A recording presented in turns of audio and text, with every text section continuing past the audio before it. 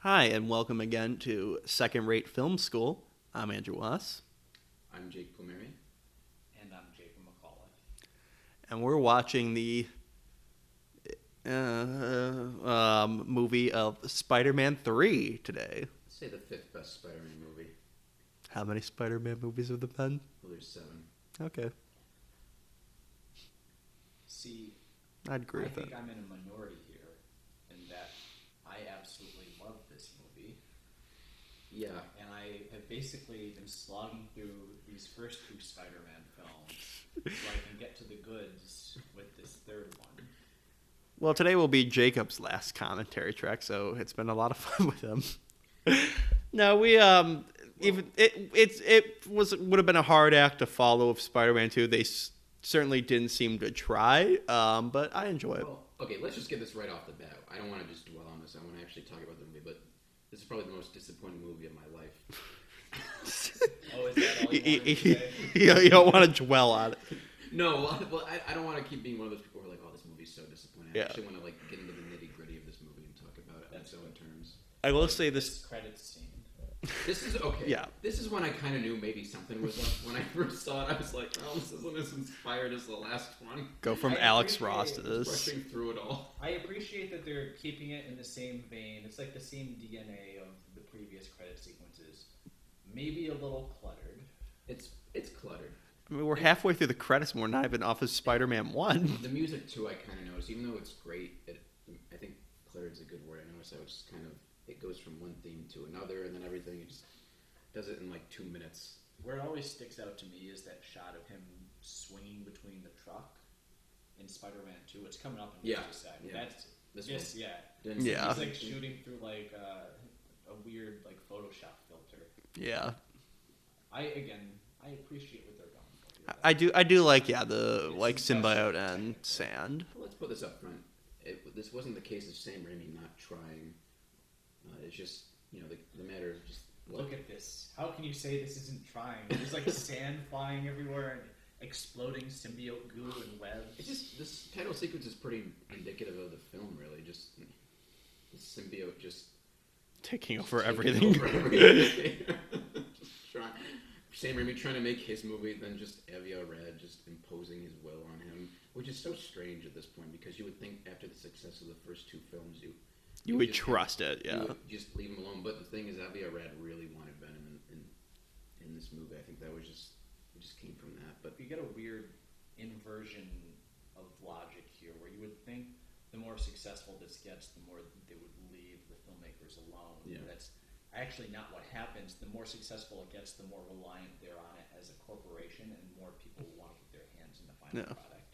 Yeah. All right, so here's our opening shot, which is stock footage from the last movie. and this is what I also kind of bumped here when I first. But it's saw like it. funny because like the first 2 movies, like have these like sort of like almost atmospheric sort of openings with the music that's subtle and the voiceover that's meaningful. And here it's just like soap opera music, like Yeah. dun dun dun dun dun dun, and some like weird dialogue here. And I know the point is, And I love it. the point is obviously Peter's at a much better point in his life, which is an interesting story. Actually, I actually really liked that approach when I first heard about it.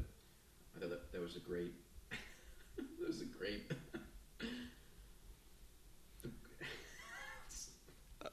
Just something different from like the last movie, where it's just not another story of him being down on his luck again. No, that's totally the direction you want to take it. You know. And I liked how it kind of dealt with like that arrogance of coming with that success. I think that was just something interesting to play. It just this movie's just so cluttered, where it doesn't really give a lot of room to breathe. Hey, look, it's Ron Howard's most successful child. Well, I remember when they first cast her as Gwen, I was so excited, but Yeah. I should have thought to myself, well, wait a minute, how is she going to factor in? So that guy built a complicated mirror to distract. Oh, whatever. We're on layaway, guy. Well, that's the thing, like the weird bullies in like the senior year of college. It's very like 1960s type. That's what I like it though. That's what makes it kind of endearing because it's very Sam Raimi. Yeah, I really enjoy this movie. I find it very endearing. I think it's, as a movie, I don't think I was quite as disappointed as you two were. I liked it. Yeah. And I still maintain I like it quite a bit, even in spite of its flaws. But The goofy stuff I enjoy. Like, I like how he sits next to Sean Hannity here. Yeah, no, I enjoyed it a lot growing up. As I got older, like I'm like, oh yeah, there's a lot of problems. I still enjoy it. We watch this like we Sorry. So when I when I was a kid looking up like behind the scenes info on this movie, I was like going through websites with tons of like fake info and stuff, and I come across one that has a photo of Mary Jane like here, and I was like, oh, this is fake. This is like some Broadway thing, and I was like very jaded, and I was like, that's not it. And then I saw the movie, and I was like, oh, I guess that was a real thing from it. so then I you guess started there was wondering. a big stairway entrance for Mary Jane Watson at a Broadway show or something. So then you started wondering all the other rumors you read, which we'll talk about those in a minute. But I'm going back to what I was saying. Yeah, I still enjoy this in a ironic almost way now. I don't know. A few weeks ago, I was recounting how me and Jake were like waiting for Jacob to show up to hang out, and we just put Spider-Man 3 on in the background so he would walk it and see it. I don't think with the intention to actually watch it, and then we ended up watching it. Jacob's face lit up when he saw it. I have no sense of irony in terms of my love towards this film. It's quite sincere. I also love this shot, just like where he's like looking down, about to like look down at like a fucking Bond villain. Yeah, see, in context, this isn't as interesting versus the teaser trailer, which is still amazing. When you see that shot there, you think it's going to be like this very Are you saying sinister. they shouldn't have been swinging wildly between tones? Between goofy Broadway fun and then pan over to my father is dead and I want revenge. Yes, maybe that is a bit to take in. Yeah, well, because that teaser trailer I thought was a great. That could have been a great way to really approach the movie in terms of tone. Yeah. Because, I mean, obviously it showed that it was going to be a darker film, but it wasn't going to, be dark and overly indulgent way or anything like that. I thought it felt like a proper escalation in the story where these characters were, especially with... In fairness, it certainly wasn't dark in an overindulgent way. No, yeah. In just a very different direction. Yeah. Not quite in the way it should have, but that I still don't... I don't know. I think the effort should still be... I really appreciate what they were trying to go for with a lot of things, but obviously there's so much to unpack with this. It's almost hard to like generalize a lot of what they were going for. Like you want to talk about like how like Venom was approached in this movie, but Venom is like ultimately just a small part of this sprawling movie that has much too many things going on. Yeah. Yes. And that's why it's almost hard to like generalize it because it's so much. There's so much to unpack. Well, let me just make this clear. This is a mediocre film. This is Hold not... on, we're in the shop where you see the goblin masks, and you're like, oh, what's Harry's mask gonna look like? Oh, it's just like some... Paintball, as you said. Yeah. Because like as a kid, I was like, oh, is Harry gonna become like the Hobgoblin? But Sam Raimi, they probably suggested it to him, and he was like, the Hobgoblin? Who's the Hobgoblin? I stopped reading comics in 1974. Well, and it Do you just want to be left alone with this movie? So you can just just talk to yourself? I have a true passion. No, Yes. I know. well, and go. Oh, we're on the comic scene. Yeah. But going back to the Goblin design, I remember like wondering what they were going to do, especially like you said, like, oh my god, they're going to just give him the Goblin costume again, because again, going back to the first Spider-Man PS2 game, when you can play as Harry, he's just dressed as the Green Goblin. They use that skin. I was wondering if they were going to do that in this. Andrew, that was 2 scenes ago. You got to keep up. We're on a different subplot right now. She wants to sing on stage for the rest of her life. Okay, again, remember when the clips of this movie came out on NBC, like the first 10 minutes of the movie? This was one of the scenes, and it played much better within the context of those scenes than it does here. This is because I actually thought in the context of those selected scenes it was going to be like Spider-Man 2 level. Yeah. It was great. And then you see it in context and it's not. Well, again, you got that wildly swinging tone where it's a nice romantic scene, and then Venom. suddenly the Blob shows up. Yeah, it's the comment that really... Oh, Yeah. God. And it's like... I think the problem is, like, this opening is too reliant on coincidence. Like, Yeah. Venom lands. okay, and then we're gonna go on to Sandman, who also broke out of jail today. Like none of this. Like I like that. Like in the original Spider-Man, things aren't like the Green Goblin's origin isn't connected to Spider-Man, but here it just makes everything feel like it's three different movies. Yeah. I just wish also you would see like just some jogger going by in the park and just like looking up and be like, what the fuck? And it's in a V like Venom. Yeah, I remember that being on IMDb trivia. I'm like, oh, okay, cool. Yeah. Despite this being the most disappointing movie of my life, this is not a bad movie. I think it's a mediocre film. Oh, hold on. Meanwhile, movie number C. I do say Thomas Hayden Church is probably the best part of this movie. You know, continuing on having very inspired casting and good not method actors, character actors playing the villains.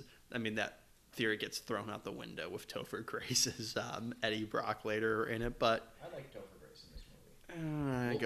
We'll get into that though. But with Thomas Hayden Church, I think, like you said, it's really great inspired casting where the actor just happened to look just like the character in the comics. Yeah. This was coming right off of Sideways for him. He got that Oscar nomination, and then it was this movie. Well, it's such a shame. That's the common Hollywood career trajectory of the modern actor. Which ironic. You work hard, you get an Oscar nomination or win an Oscar, and you go to play a villain in a Marvel movie. Well, it's ironic because Paul Giamatti was also in Sideways, and then he got to be in Amazing Spider-Man 2. So both right. those two leads, they knew how to pick their Spider-Man movies. Well, I guess Thomas Hayden Church got the last laugh. Yeah, Thomas Hayden Church, I think, did much better. Yeah. He was actually in the movie for more than 2 seconds. At least there's something to Sandman in this alone. You can tell this is the character Sam Raimi really cared about. Yeah. Because him and Maguire actually talked about them wanting him in it. That's an interesting one, because Sandman, even more so than like Doc Ock and the Green Goblin, is a very simple character in the comics. There's a little bit of like his conscience that plays into things, but for the most part, he's a guy, and he has sand powers, and he robs a bank. But in a weird way, this movie still honors that. It still holds true to that, while also giving him just enough depth. And I think it's because they keep his story pretty simple. He's not a mad scientist. He's just a guy with a daughter trying to do good by her. And that's why when he gets the powers of a guy, he goes and robs an armored car. Well, I like how it still stays true that, but it's rooted within him trying to help his daughter get well. I don't know what he expected, though, after that money. Would he have walked in with his sand powers to pay for it? Couldn't he have just forced them with his sand powers to do it? It's like Doc Ock. I assumed he was going to leave it on the doorstep. Like, he was going to sneak in that window and put it all under her pillow. Yeah. But, I mean, this is like, you know, with the wife who's not, I don't know if she named, and the daughter has like 2 lines. Like, I think this is like the best scene or one of the best scenes of the movie. Just like, this is just straight up good acting that like you forget, like, you know, take away the iconic like Sandman like shirt. Like, this could be just a movie about a man breaking out of jail. Like, this, yeah, this could have been like in fucking like, I don't even know. But it's just a very well acted scene between Thomas Hayden Church, the actress who plays his wife, and then even the daughter is pretty competent. And they had bigger roles in the original. They were in the climax originally, right? Yeah. This ended up being their only scene, though. And there's that one great scene on the editor's cut, though, with them with the sandcastle. That's one of the best scenes in the movie. I wish that was in it. Wish it was in this cut. That's like a whole other conversation there, right? Yeah. I mean, we could go into that too. I think that's fair. Oh, but hold on, We'll talk about that when it would have Peter's happened. weekly guilt trip to Aunt May's house. Where she has to give him a speech. Yeah, it's all we were talking about in the last movie. Aunt May has this really interesting character arc and feels real fleshed out and human. Here, Peter shows up to her house, or she shows up to Peter's house to make him feel bad, regardless of what location they're in. Well, there is the interesting aspect of, and what I was taken with in that, when they released that footage about how she gives him the ring, I thought that was an interesting thing to do. But that's about it. Again, without the context of the rest of the movie. Yes. But this is a good scene, though. Not as great in context, but in and of itself, I do like the scene. I just wish This is a good moment, yeah. I agree. Again, in a movie that I think is full of them. Well, when this movie stops and pays attention to the characters, when it's not getting into, the 5 different plots, like it's good. Yeah, there are a lot of great Honestly, moments in this. Yeah, it's more like the context. Like a lot of these scenes don't lead naturally into each other. It's sort of just figuring out how they want to order them. Mm-hmm. Like I think it's actually very telling on the editor's cut that all of the black suit scenes are basically rearranged in a completely different order because things don't really lead into each other naturally. They just happen in this movie. And you can really feel it in the pacing. This movie plods along more than it really pushes. It's not A to B to C. It's A to F to Z To Q. 4. Yeah.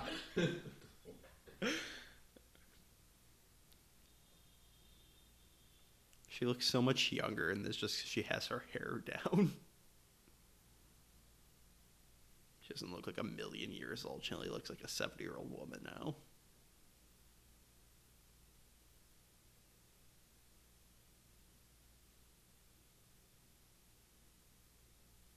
Here it comes. And man, I thought we got past this. Come on, Gus. If you hadn't fucked up, Peter. But it's okay. I'm fine living alone. As long as you're not keeping any other secrets from me. I like to think That I may or may not know about. I like to think how she just passive aggressively just drops hints sometimes just to guilt him about the Uncle Ben thing in these past few months. Yeah. So what's the timeline here? How long has it been since Spider-Man 2? Because I always assumed it was just a few months. I always thought it was a year, but I don't know if it was ever. I assumed it was like the first one. It was like real time, like a couple years have passed by. Mm-hmm. So Harry waited 3 years to enact his revenge after being given all the resources that he needed to do it. I assume I think it's supposed to be just a few months. I think that's the way I looked, it still makes sense with me with the Harry thing is because he's not psychotic to the level that his father was.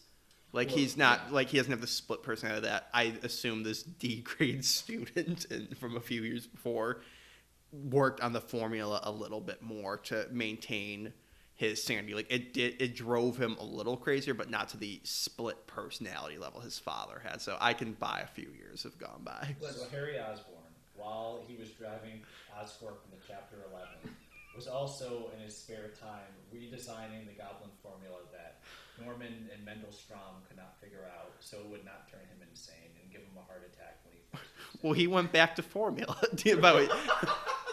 Harry is a very busy man. But I think Bernard had to like revive him, Oh my God, sir! and he still Did he throw Bernard? he still says back to formula. Bernard looks. Wait, what? Yeah, I don't even know what I'm talking about. Sorry, Bernard. I know you were my true father all this time. Could you imagine if that was like also to add another plot point? They revealed Bernard was his father. Like just add another subplot. Also, some pedestrians are going to have a real bad time in about 10 seconds. Well, I will say, I think this is the best action scene in the film. Oh, yeah. Oh yeah, this is a great scene. Yeah, we're like, what, how many minutes in? Like 15 minutes in, and the best part of the movie has just happened. Well, and I think Like it's not just the effects are here to play, but you're also emotionally invested in the state of these two characters, Yeah. the relationship, and it's also very creative. Like the use of like the powers and how they're swinging around the city and all the goblin gadgets are very imaginative. this shot here too, because now you're tracking the ring, and that because you're invested in that, Peter Yeah. has a goal to get to. I remember in the theater, people gasped from that when he lost the ring. Now, could you imagine if he lost it? Aunt May would be like, oh, you proposed with a different ring. Did you lose it? Ben worked so hard to get it. Well, that's another thing I don't think we talked about as much in the other two, just the creativity in the action scenes. We talked about the visionary sense of it, but not the creativity of it. It's not just stuff exploding. There's Yeah. a real creative use of the powers. Even like they're like swinging through the or him flying through the pipes and everything. It's very cool and visual. You can track all the characters. You know what they're doing. You know what their intention is. Yeah. Harry wants to kill Peter. Peter wants to not get killed by Harry. But he also doesn't want to, hurt his friend. Because it could have been in the hands of another director, just like you said, just explosions and just swinging around, just trying to get away from him. And it is that. I mean, Yeah. a good example is like Batman v Yeah. superheroes. It's very slow and it's more focused on the brutality of it instead of the creativeness of how those two characters would combat one another. Yes. Oh, also in the 3 years, he had to create the glowing green sword. That was a Mendelstrom prototype. You know, I think we're giving too much credit to Mendelstrom. You know, if he was smarter, why wouldn't he be dead? No, he was the robot master. Yeah. I do like that joke where he's like, "Oh, I hate these things." And you get it. Also, just imagine someone just like looking out their window in one of these apartments, just seeing this fly by. Just be like, "Man, I should not drink before bed." This does not seem like something the National Guard needs to get involved with. Again, what do you think? You know, going back to my joke in the last one, you know, do you think Bush got briefed about this as well? we're talking about like the war in Iraq now. It's like, oh yeah, there's like a new Green Goblin also. A malicious alien intelligence landed on Earth. Oh, coming up, you can see when he kneels down, you can see the set. It's like a carpet or something. Yeah. You can see it fold when he kneels down. I think it's when he lifts Harry up. Yeah. Like he picked part of the carpeting up with him. Yeah. Watch his left foot.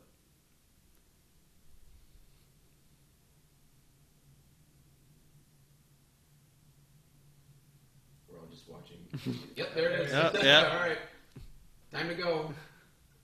Well, Someone staple that carpet down. we've all had a very good run. We're done with the commentary. Not even just this track. We're just stopping the commentaries in general. We have hoped you enjoyed the 9 now. Remember the Comic-Con trailer for this movie? So I never saw that until after the movie came out, the leaked one. Oh yeah. I don't remember I saw any the advertising leaked for this footage of movie. Venom that was like unfinished. Yep. Oh hey, Captain Stacy's in this movie too. I thought going into this, Captain Stacy would be killed by Sandman or something, which factored into my Spider-Man 3 screenplay that I wrote when I was 14. Can you tell us more information about that? Yeah. Do we want to go into it now? You know what? Sure. Well, after this powerful scene, like the last really good scene in this After the movie. birth of the Satan, sure, okay. Yeah, this is like the best scene, I think, completely. Alright, I'll get my... So punching the dog was Thomas Hayden Church's Yeah. idea. He wanted to look less helpless. He thought it One was also, important to sell the credibility of this character. and show that he is kind of a bad guy, because so far all we've seen is a caring father. Like, we've gotten the implication, like, okay, yeah, you were in jail, you may have killed someone, hint. But, yeah, so far we haven't seen him doing really anything that bad. He can take care of himself. Yeah. Okay, I gotta admit, I love this set and this whole thing here. Yeah. Sandman just falls into like a weird nuclear sand experiment in the middle of nowhere. Just in the outskirts of New York City. That's very 1960s. Because like the original Sandman's origin was like he was just lying on a beach that they were doing a nuclear test on outside of like New York City, and it turned him into like a sand monster. And this is in that vein without having to launch a nuclear device somewhere on the shore of Manhattan. Well, yeah, it goes to show, like, the evolution of what we think with science, like how it was Peter was in the original comics and iterations bit by a radioactive spider. Same with that, where it turned into a genetically modified spider and silicone sand testing. They don't really get too much into what this is, but yeah, it's like it just shows like the difference in our how we view like science. No, we don't care nearly as much about atomic power as early 60s, late 50s people would, and now it's genetic modification. What is this in genetic modification? Well, I meant with like This the is spider, and they're a little nebulous with this one. This is a weird midnight sand experiment. Yeah. Yeah, they don't explain what this was experimenting. I like how the cops were able to run right up to this Yeah, test as well. It's fine. Could you imagine if a few of them tripped in there as well and it turned into like a Jekyll Hyde thing? All right, now if you want to. Oh no, after the birth of the Sandman scene. Oh, yeah. Actually, looking at like my beat sheet when I was 14, I actually got like the third act pretty much spot on. Hold on, I gotta read this. Christ. You're going to have to email this to me so I can put this up on the screen. Oh, amnesia, of course. Too bad this wasn't actually, it's pretty accurate. Too bad this wasn't the doctor from the second one, the one wearing the Grateful Dead shirt. Yeah, he was off at Burning Man or something like that at this point.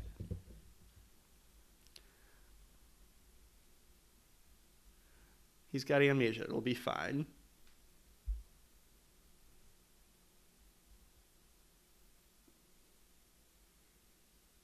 You're listening to Andrew reading the beat sheet. Jesus, it really was spot on. And this is the scene where Harry gets removed from the plot for the next 3 minutes. You know, kind of remind me of Commissioner Gordon in Dark Knight Rises. He gets injured in the first act. And he's gone from You know what else it reminds me of? It reminds me of Electro in Amazing Spider-Man 2, where they have so much going on, they need to do something to keep him out of the way to focus on other stuff. Well, it also goes into... But there's a little bit more going on here, where we see the humanity of Harry, and we see his good side that we want him to get back to in a natural way, not in a Goblin Glider amnesia-related instance. Yeah. I mean, this is so forced, but at least you can track the arc. Yeah. At least there's a semblance of a character arc. It's not, I wouldn't say the best creative choice, but I can't say that for the Amazing Spider-Man 2. Well, it's a little bit better than because you saying that reminded me of like those monster mashup movies from like the Universal did like in the 40s, like House of Frankenstein and House of Dracula, where they couldn't really juggle all the monsters being on screen at the same time. Like the first one, literally like Frankenstein and Wolfman aren't involved at all. The first like third of the movie is just like Dracula on a weird side plot gets killed off, and then he's gone after like minute 25 and not in the rest of the movie. And then we can bring the Wolfman and Frankenstein in. It's actually not a bad comparison. Yeah. Those movies are great, by the way. If you want to watch them, they're like 55 minutes or like an hour and 5 minutes. They're very short. You could tell they were making those things in like 4 days, and Lon Chaney Jr. was being tortured. It's great. Now we're on the scene where the movie accidentally becomes a masterpiece. Huh? This is like Spider-Man 2 level quality. This is a kernel of what could have been if Sam Raimi was just left alone. This is like a short film unto itself. It's so great. Yeah. I cannot imagine like the early 2000s, like CGI, like doing each fucking grain of sand. How much computer power this took. Well, that's why they had to wait a while, because they didn't quite have the technology yet for Sandman. Yeah, they had to develop new computer programs and technology to pull this off. It's really incredible. Yeah, well, that's the thing. Like, you hear that often, credit like that being given to like Pixar, when you keep hearing like, oh, every time like, you know, when they did Monsters Inc., they had to create a new technology for, you know, like Sully's fur and shit like that. That's like, again, giving respect to Spider-Man 3. It's like, this is truly beautiful, and I can't, like it. It's a shame you don't see like CG like this used for other things. Like, you didn't really see in the new Spider-Man Far From Home when they had like the various monsters. Like, I don't think it looked nearly as good as this. Like, this still, I think, looks fantastic. I mean, in terms of the quality, I'd say they're comparable. I just think, I mean, apples and oranges in a way. I mean, in a beautiful sense, at least. Oh, like, yeah. The way it's used, I should say. What's great about this is just its attention to character. And there's no dialogue, but you could feel what he's feeling. Well, let's mention the score, too, by Christopher Young. That communicates everything, really. Yeah. I mean, this is like what great movie making does. But the police are coming for us for Bad Nothing, Spider-Man 3. Good. Jacob called them in. Yeah, just a little nice moment there where it's him. Yeah. He doesn't have quite get the hang of his power yet, and they're using that with his daughter. Yeah. It's a character moment as well as being expository moments. Yeah. Show, don't tell, kids. I really like how most of Sandman's story is told visually. You get like the basics at the beginning with his daughter, and then like all this origin stuff is basically done without a single word. Well, yeah. I remember Sam Raimi, when making this movie, Thomas Hayden Church said Sam Raimi gave him the story about the golem. That's kind of what was the inspiration behind this character. A little bit of Boris Karloff, Frankenstein monster, right here. I always felt. Yeah. Yeah, you can see that. Tom's hidden church lumbering.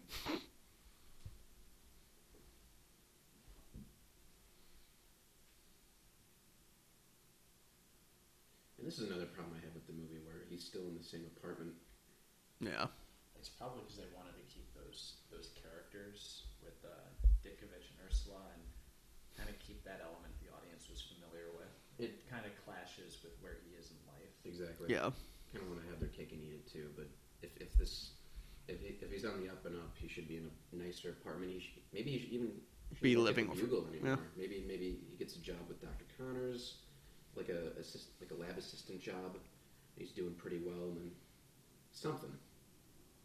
He quits, and Jameson would, he would be like, "You can't quit, you're fired." Yeah. And then maybe Jameson tries to take pictures of Spider-Man. He's like so desperate. It's like this scene in the climax with him with the camera. Yeah. But no, you could have done that, and he still like interacts with the Bugle. Like when we're getting ahead of ourselves when he sees like Eddie doing it. I like this line because it implies that there's been more than one conversation involving the horse metaphor. Give me the horse thing. He wasn't Seabiscuit. He became an expert. Oh God, I didn't even make that connection. What are you talking about? Pawn sacrifice? Yes. Oh. I was actually talking about the Wizard because he was in that. Half the conflict in this movie would be fixed if Peter could just read the room better. That's the thing too. Like we were going back to him quitting the Daily Bugle. That kind of goes into maybe his arrogance too a little bit. Thinks he could quit and do that to Jameson. This guy kind of gave him a chance, but he's also on the up and up at the same time. Kind of like a nuanced look at that. Yeah. Again, I would have just loved like one of his neighbors like on a different balcony, like to the left, like looking over, like did Spider-Man just jump out of Peter's apartment? Like Mr. Dickovich is just like. Here's the scene where they remind you that there's a vicious alien monster that It's been hiding in his apartment for like 2 days. I don't think he gets the symbiote on him until like an hour into the movie. It's just hanging in the apartment, I guess. Yeah. Now, my favorite part about this movie comes from the commentary for this scene when Bryce Dallas Howard talks about the photographer, and this is like apparently a magician who was performed at her birthday party when she was a kid. I don't know why that's stuck with me for so many years. Oh, this guy? Yeah, like it's like he doesn't look dramatically older than her either, so it's like, what was he, like a 14-year-old magician? I think he was in Crossing Jordan, the TV show. Oh, wow. Yeah, I believe he was in the movie. I think it's called Dead End. It's like a really like weird indie horror movie with Ray Weiss, and it's a very well done movie. Okay. This is the first time we see Spider-Man in the movie. Yeah, well, I've other never than the seen opening this in the credits. trailer, Oh, being like amazed by how big this was in terms of scope. Well, in the teaser trailer, I remember there's a shot coming up when he's falling down the building and trying to catch Gwen. In the teaser trailer, remember that there's like chunks of the building following him. It's like a brick building, but here they replace it with the glass. Yeah. Interesting. Yeah, that's what I thought. Just judging by these trailers and everything, I thought this was gonna be like the return of the king of like superhero movies, because we had never gotten to this point with comic book movies. I don't think, just with this consistent vision behind it and just being so invested. Where I really thought this was gonna be like an epic film. Yeah, I mean, In terms of size, this is pretty enormous for its day. Seems less so now in context. but because there's no sky beam. There's no skybeam. Yeah, there's no alien invasion.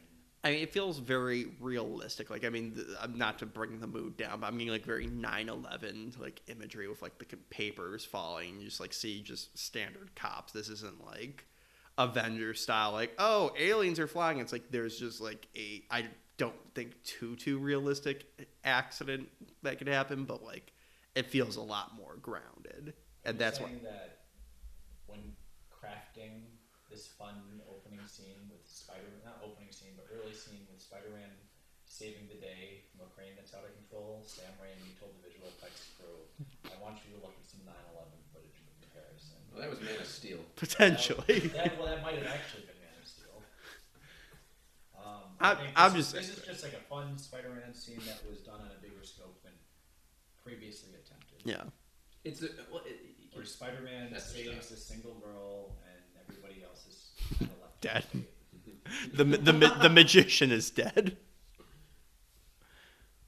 He's staying in good graces with the police chief. well, this scene's a good illustration of how he's doing well as Spider-Man too. So you just happen to get that very comic booky, heroic Spider-Man scene. I always found it very weird though that they decided to because obviously Bryce Dallas Howard is like a blonde, but they wanted to have the Gwen Stacy look of her being blonde that they went almost like bleach blonde. Like she feels like almost like Felicia Hardy like level blonde or Black Cat level blonde. I mean, Yeah. Well, it's ironic. I think in another world, I think Topher Grace could have made a great Peter Parker. it goes back to why I was saying that I was an idiot and thought when I saw the first trailer for the first Spider-Man, I was like, oh, it's Topher Grace. Oh, okay. Well, and then I think Bryce Dallas Howard could have made a great MJ too, because Yeah. she's a natural redhead. I mean, she's good in this with what little they give her character. Yeah. I really thought with her inclusion that like they were going to do like the death of Captain Stacy too. Yeah. I thought Sandman would be responsible for his death and she would blame him for it. He's there to provide more tension between him and MJ. Who, Captain Stacy? Yeah, Captain Stacy. No, back to wild antics at the Daily Bugle. I like also this is when Elizabeth Banks had to be getting more and more famous. That's like her inclusion is getting like less and less in these. Like, Yeah, I remember she said it before the fourth Yeah. one. She's like, I'm not going to be in it unless I don't have something bigger to do. It's like, yeah, I don't really blame her because her career was picking up and everything, and she's just not going to play the secretary again. They would have had to bring in Gloria Grant. I mean, maybe she was hoping they'd bring in Molten Man if you wanted to do something with Betty Brant. Actually, that was Liz Allen. Was it Liz Allen? Liz Yeah. Allen was the Molten Man's like cousin. I Oh, I think. thought it was. I didn't Yeah. think it was Betty Brant. she Betty she Brant. was like in love with like one of the other Spider villains. So I think that's where you're getting confused because she blamed Spider-Man for his death. Let me clarify things here. So, Betty Brant married Ned Leeds, who Oh, was revealed to be okay. the original Hobgoblin. Okay. However, it was later revealed that he was not the original Hobgoblin, but was actually just drugged, dressed up in a Hobgoblin costume, and put in a gang lair where they shot him and killed him by the real Hobgoblin, who was a fashion designer that nobody knew. There. Jesus. Now that that's cleared up, let's get back to the movie. It is also very weird watching this that she's like one of the main characters in the '60s Spider-Man. Maybe that's why she signed on. She's like, "Oh, I'm gonna be Betty Brant." I remember that character being big in the '60s cartoon. She didn't read the script at all. I don't think she did. I think it was just a gig for her. I know. I'm joking. I don't Yeah, think Elizabeth Banks was voraciously watching the 1960s Spider-Man show. that was the joke. Well, let's talk Yeah. about Topher Grace as Eddie Brock. I think he's great in the movie. He's no Tom Hardy. Well, I think he's better than Yeah, Tom no, Hardy as yeah. Eddie Brock. Cause, Yeah, I agree. Yeah. I agree. Let's face it, Eddie Brock in the comics when he was first introduced was not that interesting of a character. He had this prototypical '90s, built like a shit brick house look to him. There just wasn't much depth to him. But I think with this movie, what they were thematically trying to do was make Peter like his Opposite. his doppelganger. Yeah. I know that was something they were.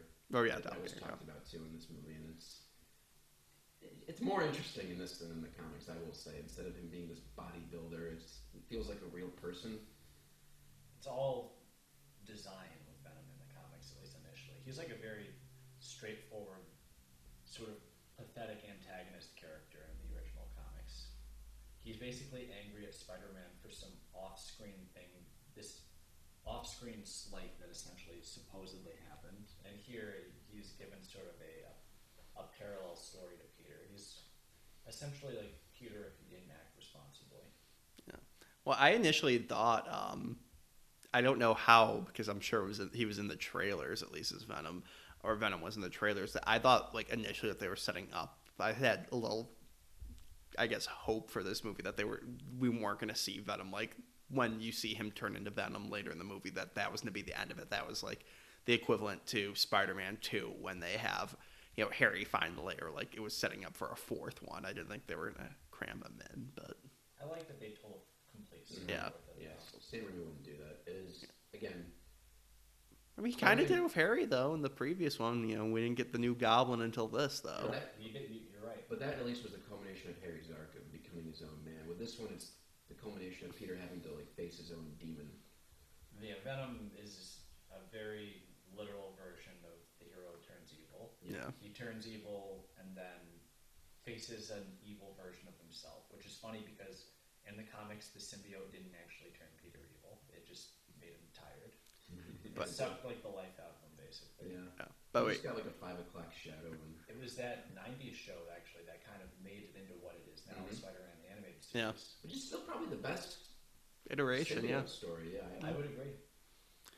But I like how we just passed by like Peter giving him his old basketball, because if there's any impression I got from the first movie of Spider-Man is that Peter Parker loved playing basketball. That's what I think first movie Spider-Man loved playing basketball. And they played with Uncle Ben.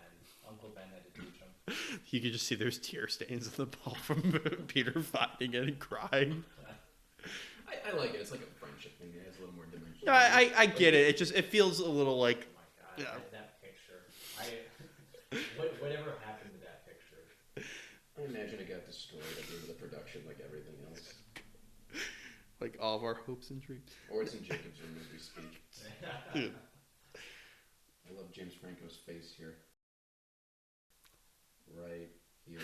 Oh god, that's the thumbnail. Yeah, like this is when James Franco becomes less Harry Osborn and just is like James Franco. Dude, this is sort of really for his career. I always felt like it diverged here from normal actor to weird personality. What happens to work because he's like this former amnesiac? So maybe it kind of works. It's justified. So Well, Fly Boys didn't do too well. He saw like where the train was going. He's like, I gotta do it. Apparently, he really doesn't like these Spider-Man movies. Not just this one, but like he's not a big fan of the series in general. I mean, he didn't get to really do much real acting. So if he's like looking as like an actor, it's like he had some good moments, but like he's like a side character in the first one, a little bit given more in the second one. But I could see where he's like, I didn't really get to do much. Well, I have to politely push back a little bit and say I think he was given a lot to do, and these are good movies. Your mileage may vary on this one. I think it's just something with him where he's just not passionate about this material. Maybe. You see interviews with him where he talks about it, and it's just like he's very like vague about what movie he's talking about, but it's clearly meant to be this series where he's like, I did these big budget movies in the 2000s that I just wasn't passionate about the material, and I shouldn't have done that. And it reads like he doesn't care about like Spider-Man or any of these stories. Okay, well, there you go. It comes off more maybe just a personal fulfillment thing. He's just an artist Which I can get, even if I think he's, being a little ungrateful. Yeah. or just like, I just like, these are they're blockbuster Hollywood films, but these are the cream of the crop in terms of their genre. Yeah. So it's, doesn't give them quite enough credit, but I understand that it's more a personal taste thing.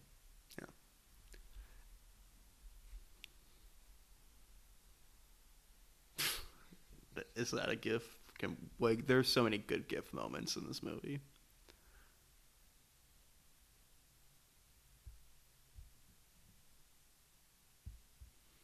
Sorry, we're just listening to this great dialogue. Is this the only scene these two have together? Yes. I guess technically when he looks at her walking into the jazz club, that's a scene. That's two shots. This is Where the they only. don't interact. This is the only time they interact. Their schedules just wouldn't allow it. There was that deleted scene where he goes to the Stacy house, right? Yeah. No, she's not. I don't know if she's actually in it. No, she's. Yeah. I don't know in terms of filming, but in the novelization, she's looking at on Captain Stacy and Eddie. On Captain Stacy and Eddie from her window. Have you read the novelization? I have not, but I've read like the deleted stuff. Yeah, I know that scene exists, but I've never. They haven't released it or anything. Unfortunately. Would you say this music sounds like, Jacob, the Sandman theme? Oh, it sounds like the music that plays when a fat guy comically walks in a cartoon. Yeah, a little bit. Now, you think if he can change everything, he would change his face, and this would have actually been very good for the movie because they wouldn't have had to pay Thomas Hayden Church nearly as much. They could have just gotten a random guy. Well, the first picture of Sandman was the first picture ever released for Spider-Man 3 that came out in November of '05. Yeah. I remember that. Yeah. This is such a good scene, but I love, like, someone pointed out to me, it's like, man, this cop is really overzealous with the pitchfork. Like, he didn't know. Like, he thought he was going to, like, kill Flint Marco, I guess. Yeah, no, I've always wondered that. Like, okay, you see him, he's taking the tarp off, and he comes over and he has, like, a shovel. And you see, he doesn't start digging out the sand. He, like, is about to, like, stab into the sand. I have to assume he doesn't believe that he has crazy sand power. No. What's the intent here? Like, right? Abuse of power. Like, he was just going to stab that. Well, he was just trying to dig him out, or just for dramatic effect. Of course. Again. And that cop is paralyzed now. You don't see him moving again. Making fun of this movie. Yeah, lovingly. But this is just so great. The shot was in the teaser too when he comes up and oh god, it was so. And they used the Godzilla roar. Remember that? Oh yeah. Could you imagine if the caption actually just said Godzilla roar? Now I'm just having flashbacks to the Brendan Fraser Mummy movies with like the sandstorm.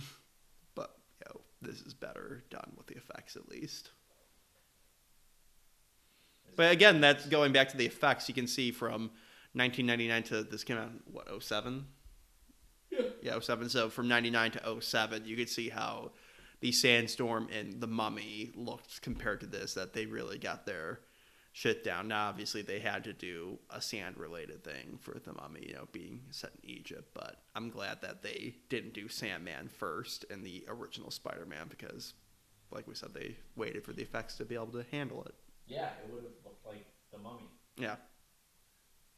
And it was fine for its time, but this is obviously so much better.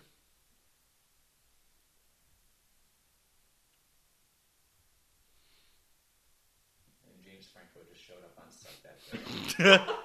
Just stoned. He didn't even I get... got a real case of the munchies. He's doing this in Pineapple Express at the same time. Well, this is all, like, really good before, like, he becomes malevolent and, like, becomes, like, a fucking Shakespearean villain, like, plotting, or, like, the fucking Count of Monte Cristo, making all these plans. Like, it goes a long way to show, like, that they're friends as well, which we really... Second one, you didn't see them interact really at all, except the party scene. Yeah, and it's, like, it's good going back to that. It's like, oh, yeah, they did date for a while. Like, we go, like, in our commentary for the first one, like, we're not really sure the exact timeline for the majority of the movie. We obviously know it goes from them graduating high school to Thanksgiving-ish time, but it's like they dated for like a good several months that this goes back to. It's like, oh yeah, they were friends, they cared about each other, and it goes a long way to set up for his ultimate death and making it you know that she cares for him as well. So I thought that was good moments like that. And then the really weird chubby checker doing the twist scene they have later together. Anytime you refer to it as like Shakespearean plotting, it goes from like chubby checkers dancing to "Doth I strike the heart of Mary Jane."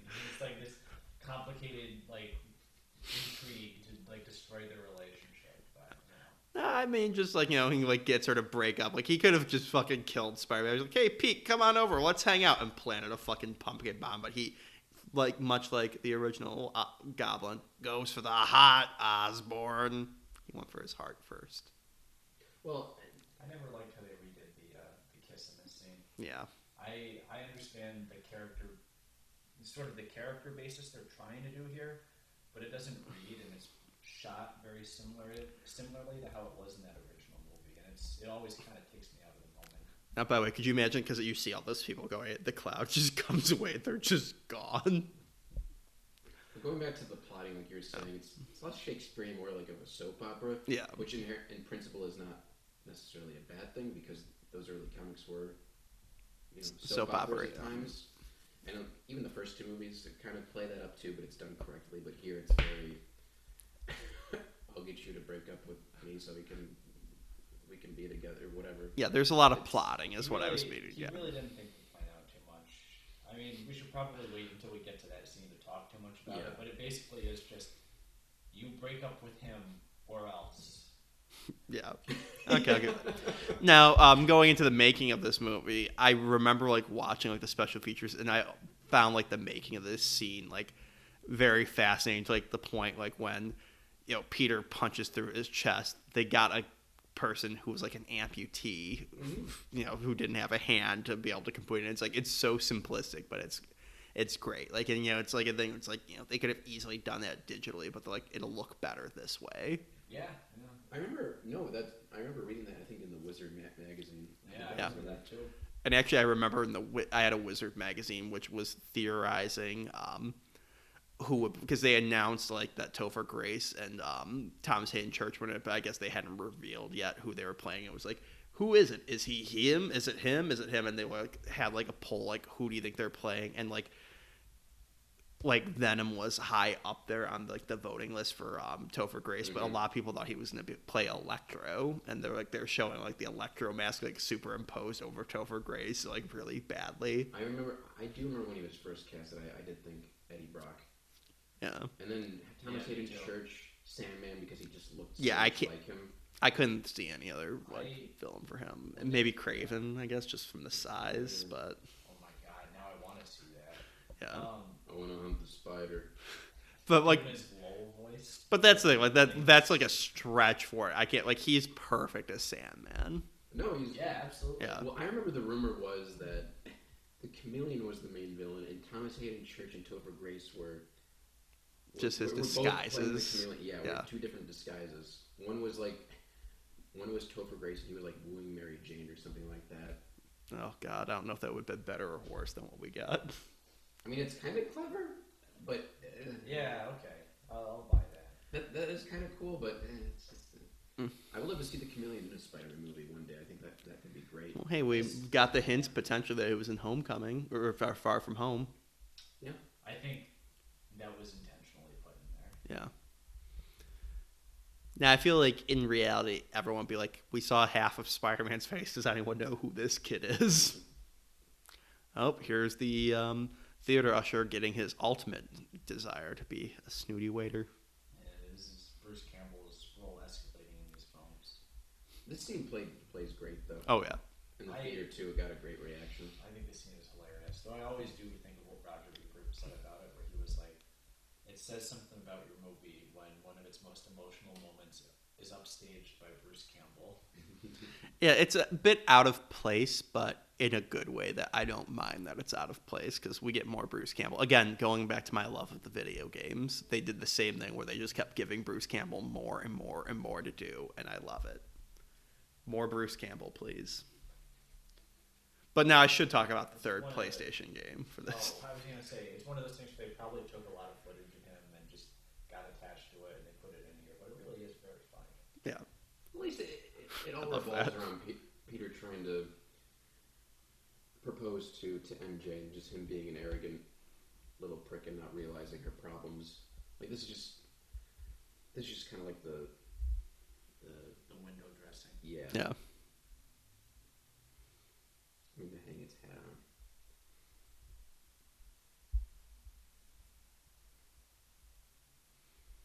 Yeah, and by creating an entertaining, funny scene. Yeah. Now I wonder if you could do this in a fancy restaurant in New York for free, or they would charge the ever-loving shit out of you to do this. They'd probably charge you. Yeah. I think only because Bruce Campbell. I like to think that this is like the rest. Bruce Campbell played the same character, but he just had all these gigs over the years. And now he pretended to be a Frenchman to work at this restaurant. It's like fake. Yeah, that's great. Or it's just connecting all the Raimi movies. It's Darkman, because remember at the end of Darkman, he puts the mask on and it's Bruce Campbell. So maybe Bruce Campbell's Darkman. That's why he takes such an affinity to Peter, because he can sense the superhero. Yeah.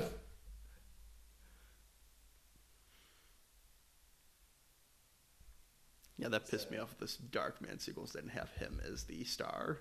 Yeah. I was just gonna say that's a very Tobey Maguire-ish moment there when he's just talking to himself, like, "Oh, how did that get in there?" Yeah. These movies do a great job, all three, of just us reminding how much of a geek he is. Oh yeah. That's why it always frustrated me when people criticize him for seeming corny or awkward in these movies, and that's what they're going for. Yeah. And he's so good at it. Yeah, you can definitely buy like this is someone that's getting like beaten up, and like no disrespect to the other Spider-Men's, but like I really feel like he's like the geekiest. Like Tom Holland and Andrew Garfield would not hang out with him. Like their Peter Parkers would have been too cool for him. They're very different kinds of nerdy or geeky, you know. Well, Yeah, but Tom Holland, I think he's a little more. Times have maybe changed with the whole perception of like nerds and geeks. But the point is they've retained his nerdiness in terms of science, his interest in that and everything. I think that's the important thing. Well, and that's what you see with like how Flash Thompson has changed from like just he's no longer the big jock bully in those ones. He's like the snarky, like smart douchebag guy in those ones. So it does, It speaks to how the culture has changed in that regard. Yeah, 21 Jump Street kind of. That's the one. Yeah, that's the one that really called it. How the jock geek mentality really isn't a thing anymore. I mean, it probably still is in high school, but not in the 1960s sense. No, but as long as there's high school and tribalism, there'll always be those things. Especially teenagers trying to fit in, there'll always be that. Well, and that's where I think with the Andrew Garfield one, you see like where it could be like snarky as well as like Peter Parker, where that's like that goes into challenging the jocks a little bit. Where in the Amazing Spider-Man, where he's like, well, I'm like what I'm saying is like with the bullies, like we go back to how like it's not nearly as prevalent of the 60s blockhead jock that it goes back to like with the new Flash Thompson that he's like a snarky asshole. He still has the I'm better than you, you're less cool than I am mentality where they were holding on. Now, obviously you'll still have jock assholes bullying nerdy kids, but you see how it transitioned from 2002 to 2016, 17. Yeah, as long as he's a bully, Yeah. That's the important thing. And kind of the definition idea of a bully has changed too. Yeah.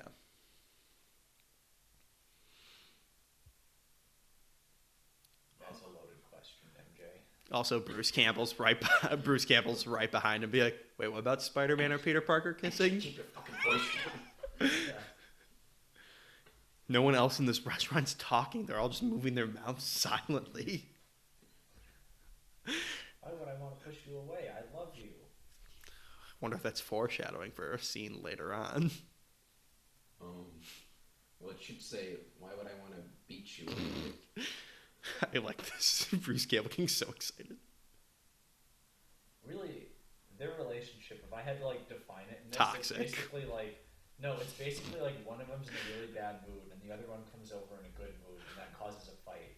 And then the other one's in a bad mood and then the first one comes back in a good mood and that causes a fight. And basically they just can't find any common ground in terms of how they're feeling. Yeah, if both of them were just on Prozac, all their problems would be fixed. That's a good observation. I've never really thought about that. Because we haven't watched this movie as many times as you, Jacob. No, I watch this, once a day. I also usually try to be drunk while watching these. Or watching this. Could you imagine she never fixed her answering machine, so it just still cuts to like the Green Goblin saying, "Can Spidey come out to play?"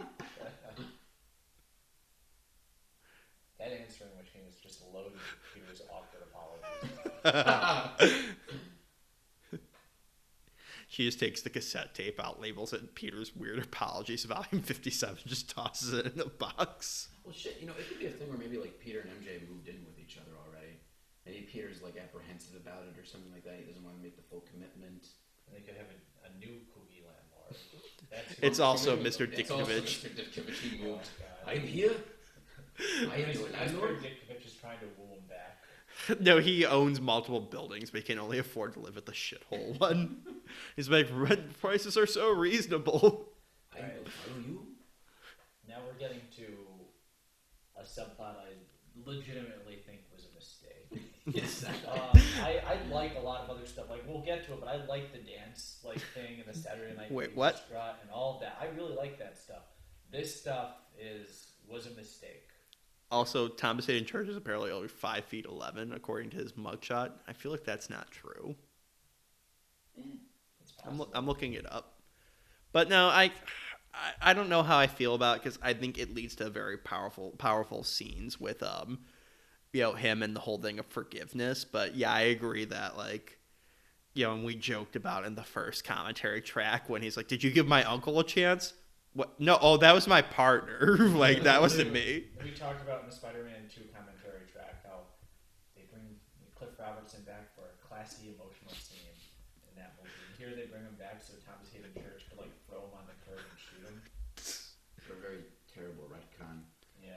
And then the one teardrop comes down his face as he dies. Do you remember like when the set photos of this leaked online? Because I remember I was like, what's that mean? They're not gonna say Sandman killed Uncle Ben, right? And it was exactly what they did. The trailers even revealed it. That's like we talk about how these movies understand the character of Spider-Man, and that's a case where it just feels fundamentally wrong because it alters what that origin story means to him. Yeah. I get what they're trying to do with binding them together with the theme, like what you were saying, but it's very misguided and it's very forced. Well, It comes off as forced, I think, by just incidentally. It also makes Captain Stacy look a little incompetent, if you ask me. Yeah. Two things. One, Tom St. Church is 6 feet tall, so I thought he was a lot taller. And two, I think like it's kind of trying to do what they did in the original Batman movie, where the Joker was retconned to be the killer of the parents. But I think that did it better. Like they didn't need to have the visceral connection as much with the villains in this. No, not in this movie. Yeah. I think in this movie it should have been. Well, with Batman, it's more like the culmination of the theme of like kind of this. I think, like you said, Jacob, it's like a monster movie where it's like I created you, you created me, sort of thing. And like you don't really give a shit about that third act if the Joker didn't kill Batman's parents. Yeah. Otherwise, why do you care? And they were also retconning the original comic book, not what the movie verse had done. Like they're retconning not just the comics in this; they're retconning what these filmmakers themselves had already done. Sure. Should have just had him like accidentally like injure Aunt May at the Spider-Man festival. They wanted that personal I crime. was going to say that. She's like waiting in traffic in like the classic accident when he's a giant sandstorm. Yeah, that could have been better. Yeah. Peter, where were you? Could have given Rosemary Harris more to do instead of making him feel guilty in an apartment. Actually, she should make him feel guilty in a hospital bed. That's Actually, like she doesn't. 3 locations total. Well, except the thing is, she already was in a hospital bed in the first movie, so you don't want to repeat. Just a doctor's office, like I an think outpatient. We gotta pick our poison. Yeah. Is she actually in any scenes where she's not in her apartment? She's at the funeral. She's maybe at the funeral scene. She's in Peter's apartment. She shows up at Peter's. Yeah. Okay, I can't remember. You remember this movie? Again, I was drunk last time I Point watched is, this. she either shows up at the apartment or he comes to her. Oh, and the police station. Oh, my police station. Oh yeah, that's true. I'm like, could they only get Rosemary Harris? Could they only get Rosemary Harris for one day? She was hot in demand. I like him just going on the internet. She was too busy doing the Peter Pan revival. Again, any neighbor looking in his window. Why is he wearing Spider-Man I pajamas? just wish Mikovich walked in on him one day just to be an intrusive landlord. Rent. Okay, so the symbiote was finally going to bond with him. Like a Are week they saying later. that this is basically just taking place over the course of one day? Because if that, I mean, I don't know what this is. Like, did it wait in there for like several days, or has this just been the most eventful day of Peter Parker's It's life? been several days. Like, there's been parties, there's been fucking dinners, there's been like Mary Jane's had enough time to get shitty reviews to get fucking fired. Either way, that's a very suggestive shot right there. Yeah. Either way, it's very dumb. Great visuals, though. Yeah. Well, and that's the thing. I really wish they could have done like the Venom, like the dream sequence he has, like where the symbiote and like his old costume are like tugging at him, like the cover reference. I would have loved to see how Sam Raimi could have handled like a dream sequence like that. Mm-hmm. Oh yeah. That would be cool. I mean, the thing is, you would think that Venom would be up Raimi's alley given his background in horror, but it just different time. Raimi was not reading the comics at that time with the Venom. Well, I mean, you look at it, he was like in his late 20s, early He 30s was at the in his time. 30s by the Yeah. time. And plus, let's face it, Venom was not that interesting of a character when he Yeah. was created. So I don't blame Raimi for not liking him because Venom is not that great of a. I mean, he's gotten a little more interesting over the years, but Probably just didn't know much about him until it was introduced to him and didn't have a ton of passion for it. Right, because you look. Kind of tried making it into his own thing, but was kind of held up from doing that, and just got kind of this this iteration that didn't make anybody happy except for me. Well, because you look at all the other villains, you have like the original Green Goblin and Doc Ock, are very well, and the Sandman are very well done, and those are all villains that are introduced like in the first dozen issues or 20 or so issues of Spider-Man. So it's like, yeah, those are the ones he grew up with versus being an adult. Now I have to say, even though the suit does look cool in black, I kind of resent they didn't do the comic version where it's all sleek black with the white wraparound. I thought would have been pretty cool to see done like in the real world, which we haven't seen live action yet. I was surprised they didn't do that as well, but this ended up growing on me. Yeah, like a symbiote growing on you. What? Like a symbiote growing on you. Oh no, symbiotes don't exist. That was a CGI effect. Oh. No, it's it gives a texture to it. Yeah. I think helps it pop out on the screen better, especially with the filmic look that this movie has. Yes. I think you might be trying to say something about, I guess, the dark side of Peter too. It's there is that normal part of him that we know, but here's this thing that's stuck on him like a parasite. The dark side would also have raised webbing on its costume. It's just an anchor. It's just a nice thing for us to remind us, like, it's not. I like this whole thing where he keeps it in the box locked up too. I think that's sort of a cool image that shows the temptation that it provides. Yeah. Well, I like how it's interesting because he was not wearing the Spider-Man costume. Or, wait, was he? I blanked. Was he just wearing the Spider-Man costume when it crawled on him? Yeah. Okay. Yeah, on the bed, yeah. It kind of combined with the costume. Okay, because I again, not remembering anything from 30 seconds before. It'd be like it created a whole second costume for him.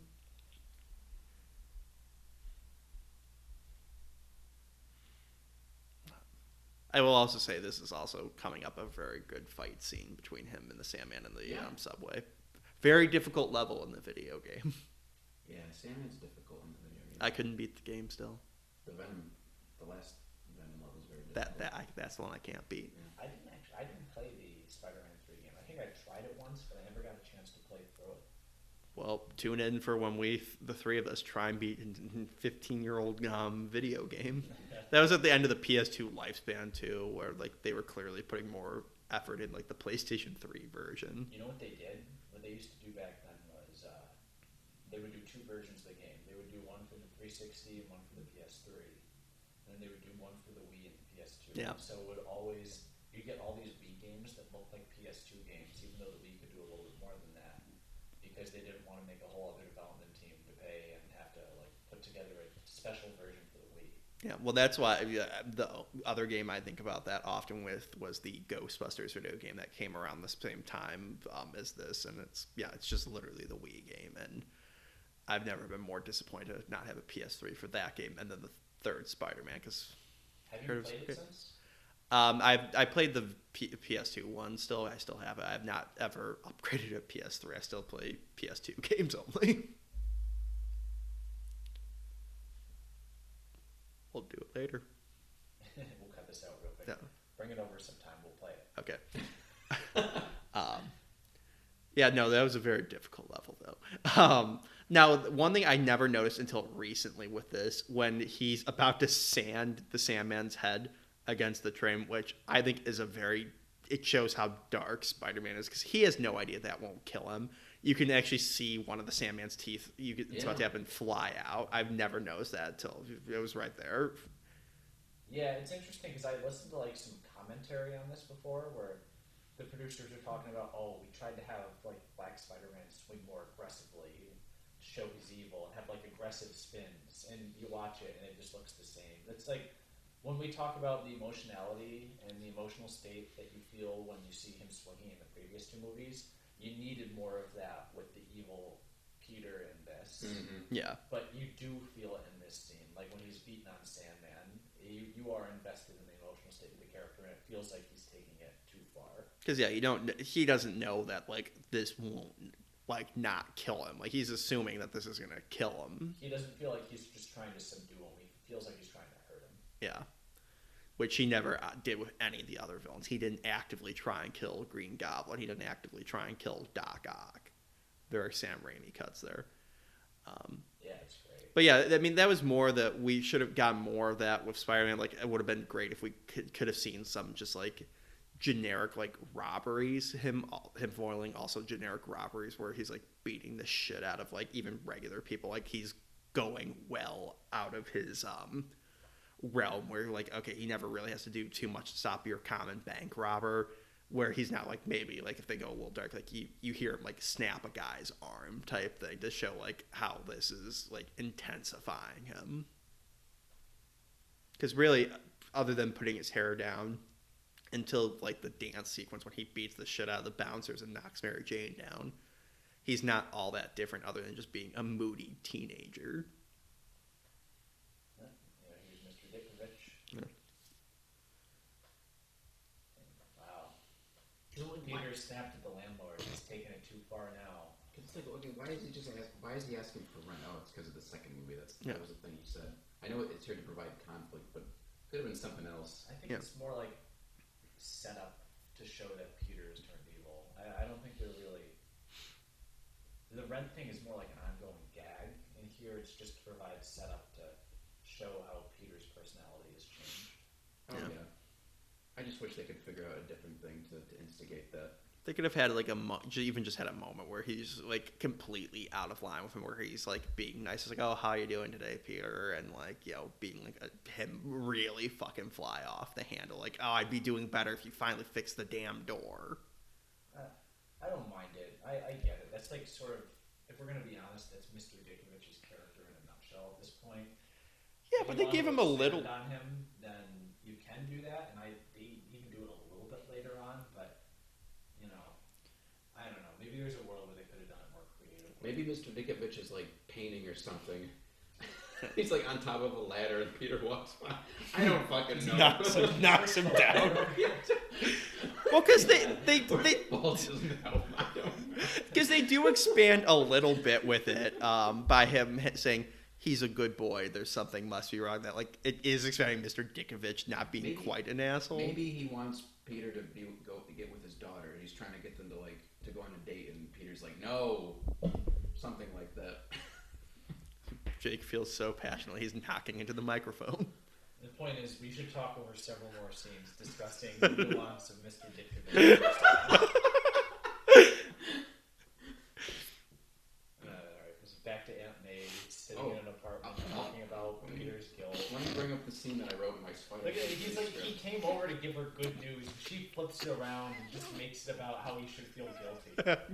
So, just for everyone to know, I wrote a Spider-Man 3 script when I was 14, like before the movie came out, because I was so excited.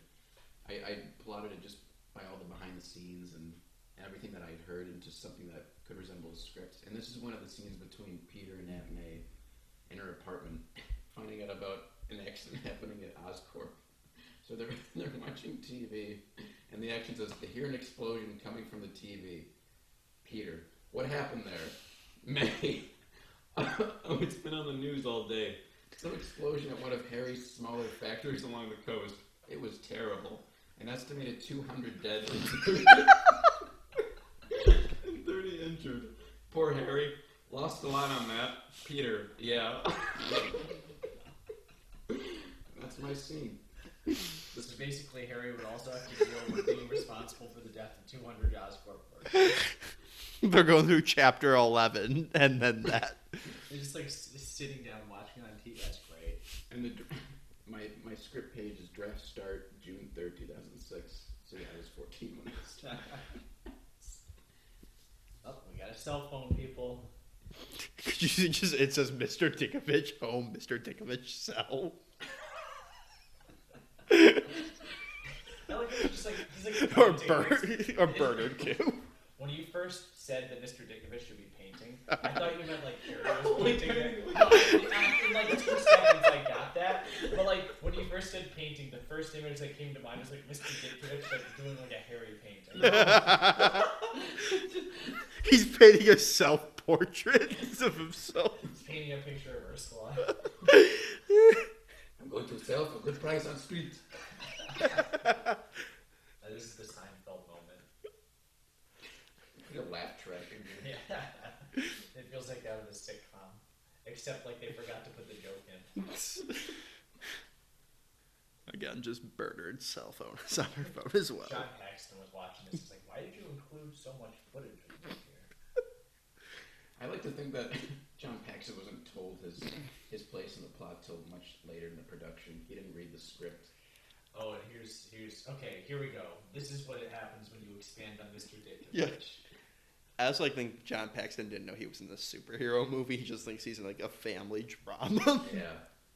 Honestly, it might have been a last-minute thing with John Paxton, where they just came up to him and were like, oh, we got to reshoot it. We just decided the butler tells Harry everything.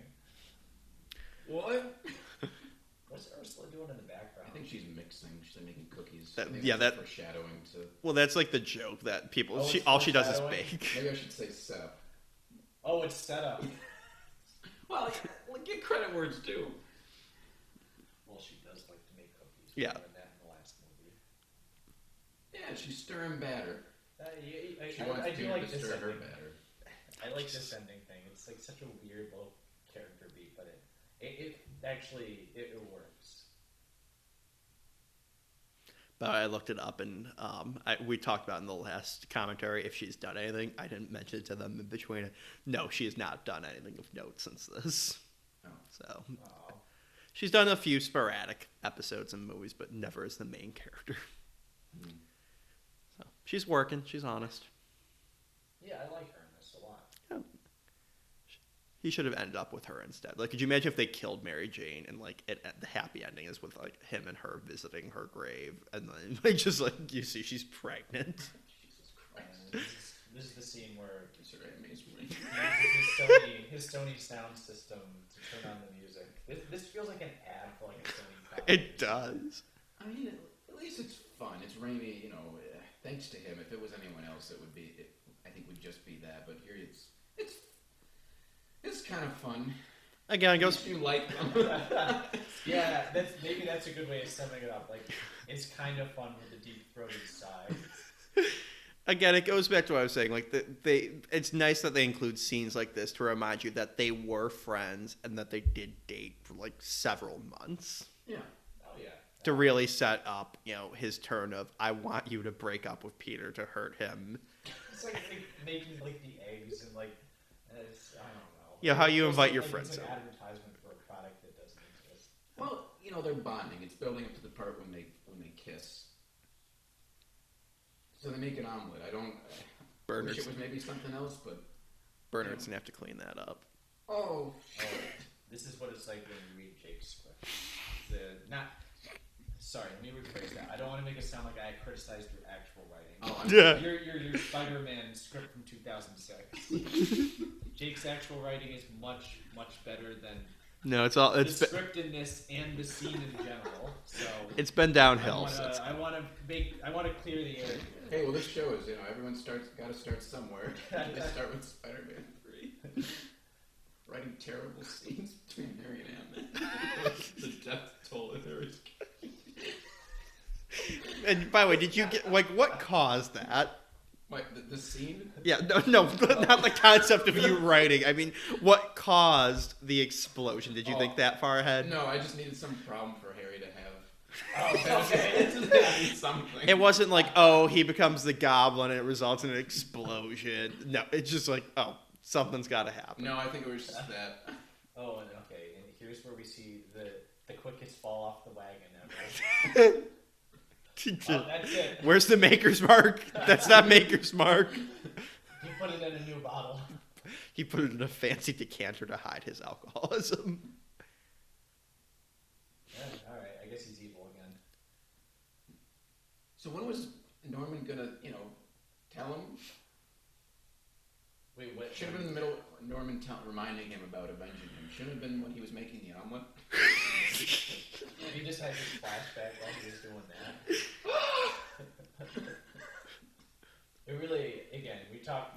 By the way, I like this I flash. don't want to be the guy, the tone guy, being like, it's not tonally consistent. Sometimes I feel like that's when movies like this have fun, when they juxtapose their tones. Yeah. But we just went from like chubby checkers to like Shakespearean revenge lust.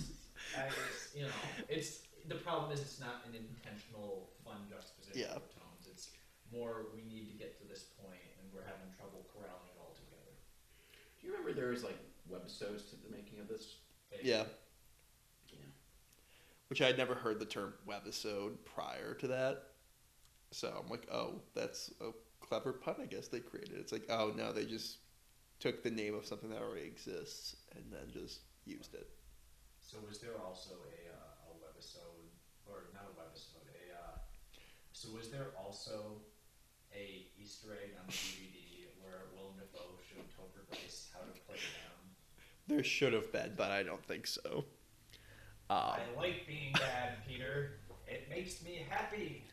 Now, I will say, we just talked briefly past it, but I like it shows like his insanity taking hold and his lust for revenge when it shows like in the flashback how he misremembers, like when he's like, oh, my father died, right? And it just shows a completely different clip from that scene of Peter happy saying, yeah, like that he's like deliberately misremembering his own events to justify his lust for like rage against him.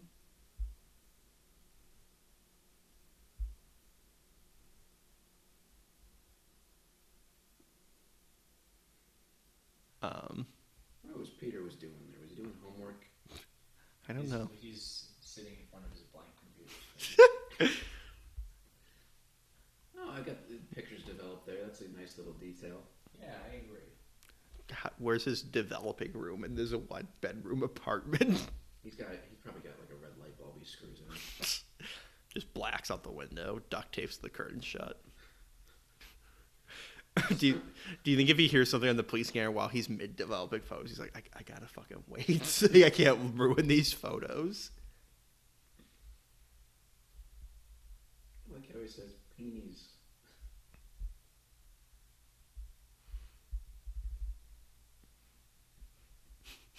Could you imagine if like this was like the scene of The Godfather? Like he looks up, it's the rowboat. Looks back, she's just been shot in the head. Like that's Harry's master plan. Just shoot her in front of him. Godfather Part 2 or Yeah. something. No master plan, just fucking execute MJ. It kind of seemed like this felt like a soap opera, but like not in a good way, where it's like the drama of a soap opera. It's like the dialogue and the lighting of one. Yeah, And even the location. And the camera. Yeah, it's just like His body language too, like he feels like he's puffing out his chest. Like I don't know if that's a good thing. yeah, Like with and the dialogue, symbiote. The dialogue is like, "Hello, MJ. How are you doing?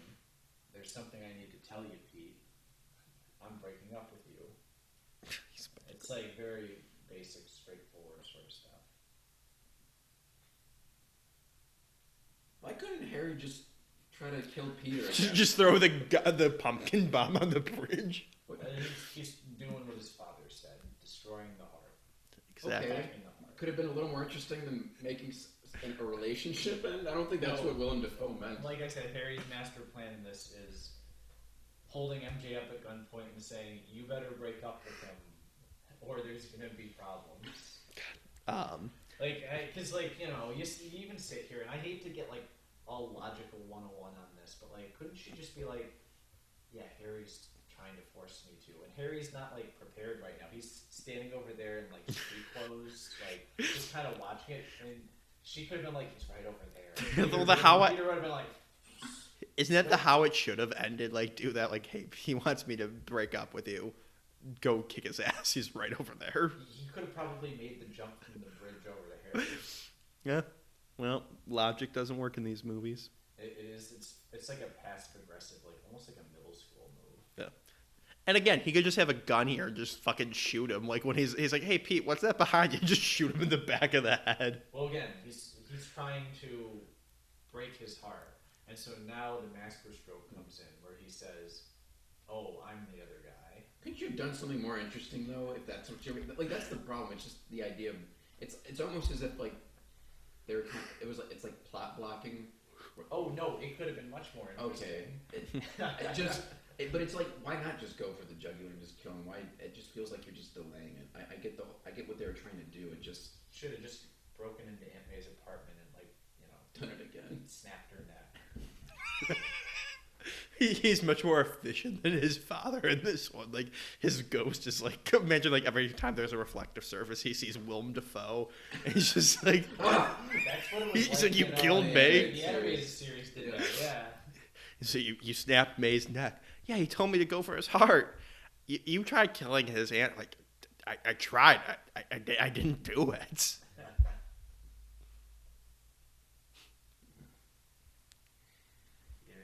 Yeah.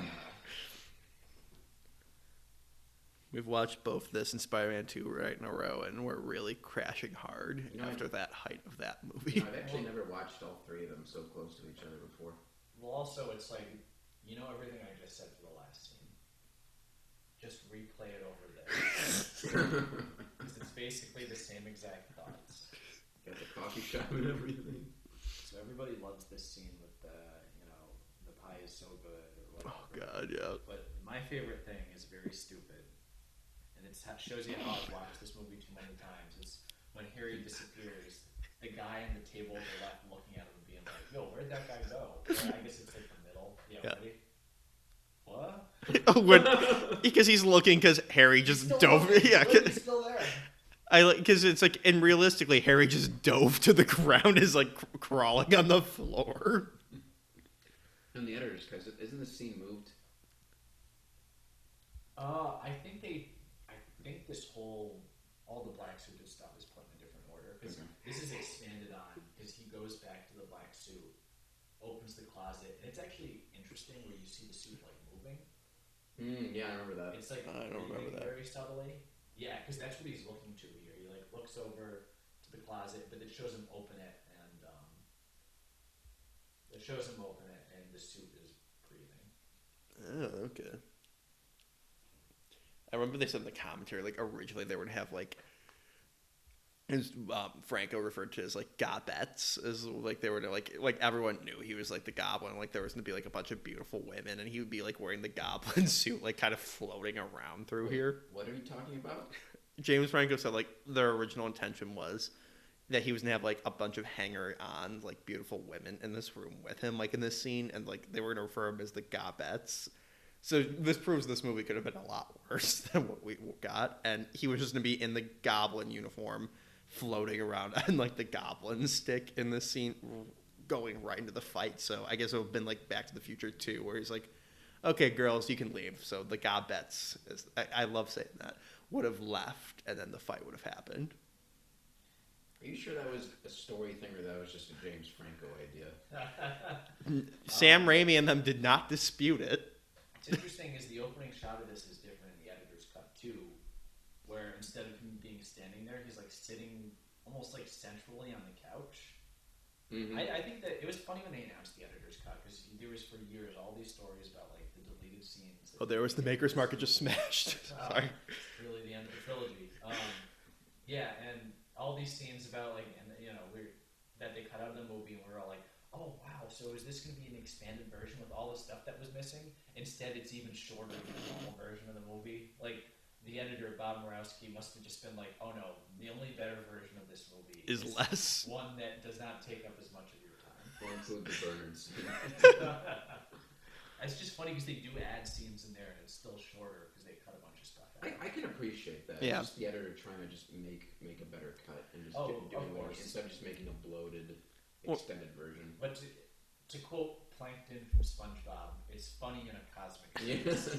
Well, it's the ideal version of Spider-Man 3, according to people involved, filmmakers, was one that was not as long, that took up less of your time.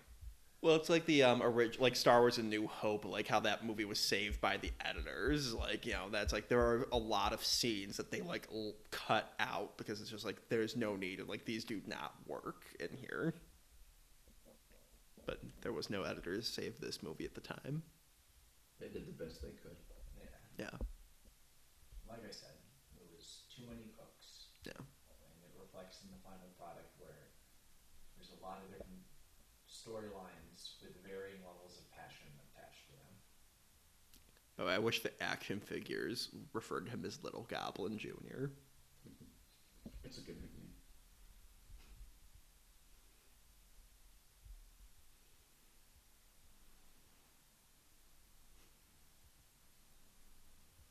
I like the parallel to like when the Goblin bomb went off and like shredded his mask in the first one, like that. Now, could you imagine The vaporizing skeleton. Yeah. What if Peter didn't? Well, I was about to. It's a good thing Peter didn't do that one. I was about to say, could you imagine like if this was like House of Frankenstein, where they can't juggle the villains? Like that's actually how they get rid of James Franco. They vaporize him, or the alternate version where he ducks it, it just flies through, and you see Bernard's cleaning up, and it incinerates him. That's where he gets even angrier. It's like, you killed my butler.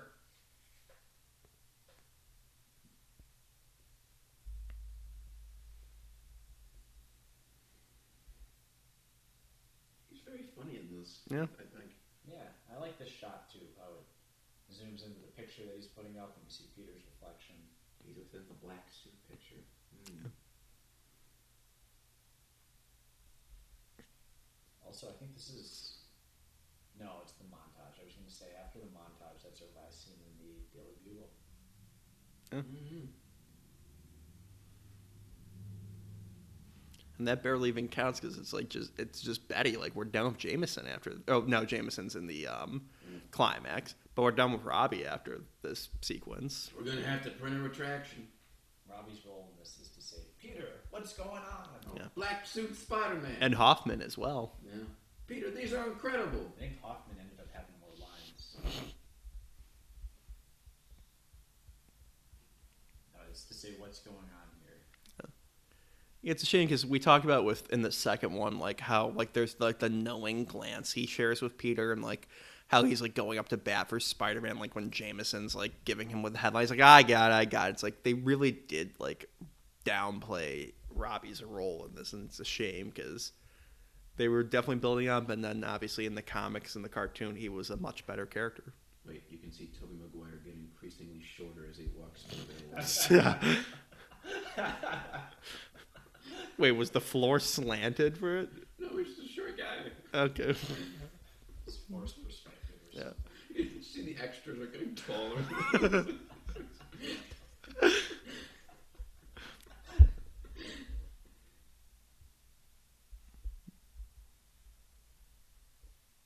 Yeah, everyone makes fun of this, but I actually think this is pretty great. This No, for what it is, it's Yeah.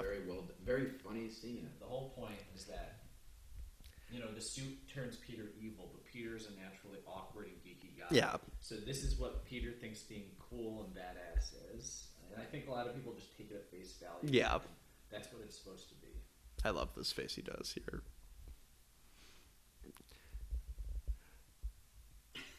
Well, because you even see like when it's from his perspective as he's dancing in the street, women are impressed, but then it cuts to like a third person perspective, and like they're like disgusted by him. Most of them are like, what? Yeah, they're disgusted. The evil symbiote cell beating up the good human cells. A little on the nose, but yes. Yeah, that's what you need to accomplish in 2 seconds. Oh yeah. Also, you see the lizard skeletons behind Dr. Yeah. Peters there? Oh, I didn't. I don't think I ever noticed that. Yeah. Yep. That's pretty cool.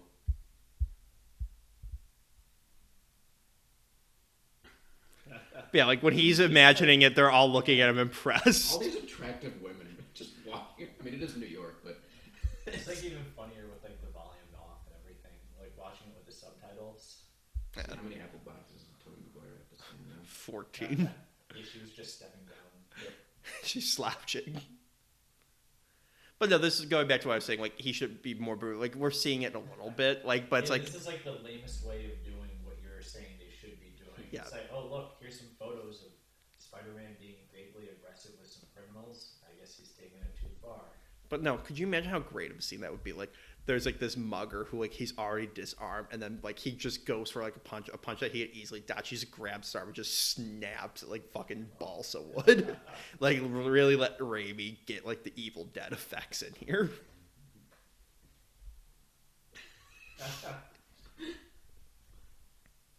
I love this cut too. The doors.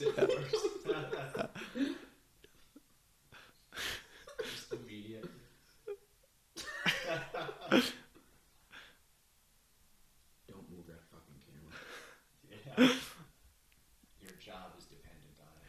feel like do you know how like they shot part of Doctor Strangelove, like how they got George C. Scott to give a goofy performance? They like told him like it's gonna be a serious movie, and then like Kubrick would be like, okay, let's do a joke take before this, and then he would just use the joke takes. And it's like I feel like that's what they do with this. It's like, hey, Toby, come out and just do a goofy dance, and then we'll do the real scene. And he's like, okay, I'll do a goofy dance, and they're like, okay, moving on. Wait, what? We're not doing something serious. So anyway, we finish our Saturday Night Fever comedy scene and cut to, vengeance-fueled resurrection in a dark, atmospheric swamp. Competently done. Where Sandman remembers Penny as do we as an audience. I guess he's just been in a coma at the bottom of the river for the past several days. Again, just like the monster movies, gotta get rid of one when the other, or bring one back when the other one disappears. This is probably half left. Oh, Yeah. wow. He's really been slighted by Peter. Yeah, it's really gonna justify him and wish his praise to God to murder him. Taking that girl he was awkwardly pining after into a jazz club. After getting him fired for a crime he committed. This is what I want to say to every waitress.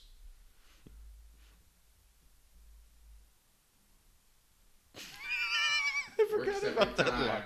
This is great, though. Again, it's like Could you imagine if he Peter said it to a trying be guy? Cool. I think that's great. Oh, there's Ponytail Express Oh, from from Iron Man 3. Like how the extras are dressed in this scene too. Yeah, they all look like actors in being a jazz club, I guess. There's that guy that looks a little like Willem Dafoe. Yeah. Is that this scene or is that the restaurant scene? No, it's this scene. It was on IMDb trivia when it first came out that Willem Dafoe had like a cameo in like a restaurant. It's just some random patron. And finally, like someone had to go on IMDb and be like, "No, Willem Dafoe does not make a cameo appearance as a patron in the restaurant, especially because he is playing a character in the movie already." What's crazy because it's like, yeah, I would say, is that Willem Dafoe's son? I wouldn't say that guy who's clearly in his early 30s is not Willem Dafoe.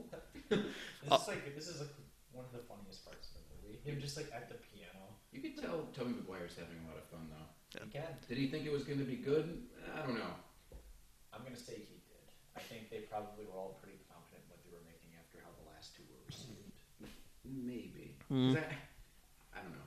I feel like this is like a performance of, oh, this is going to be bad, but I'm going to have as much fun as possible. I don't know, but it's all in the script, man. I don't think they would have pushed forward with it if they weren't all confident with it. I don't know that for sure. Because I Raimi's think, apologized for this movie before. That's Sam Raimi. I'm talking about like the actors and everything. I think that they all felt more confident about it. I mean, it also doesn't matter confident-wise, because I'm sure they were contractually obligated to be in this whether they wanted to or I mean, not. I don't know. I'm sure there's a lot of differing, like we said, a lot of differing voices. But if Tobey Maguire like hated this, he could have just been like, "I'm not going to do it." I think, no, he was like contractually obligated because they knew they were going to do a third one. No, when not they the made the movie. second. This scene. Oh, Like, okay, he would've been maybe. like, I'm not doing the weird jazz club scene where wind blows in Gwen Stacy's hair. Well, he's not in that shot. Maybe they didn't tell him about that part. I just remember when Tobey Maguire was on the Daily Show with Jon Stewart, and Jon Stewart asked him, "So how was the movie?" And Tobey Maguire just said, "It's good." I saw that, yeah. I like the fact that guy looked like he was wearing a little eyeshadow there in that one shot. Like he's not, but it looks like it. There's probably some volume there on his upper. But I mean, like a substantial. Like I know, like yeah, they put a little makeup on like everyone and all that. But like I mean, substantial. Like it's meant to show what it looked like. Like to everyone else, it's like, why is that guy sensuously grabbing his own chest? Okay.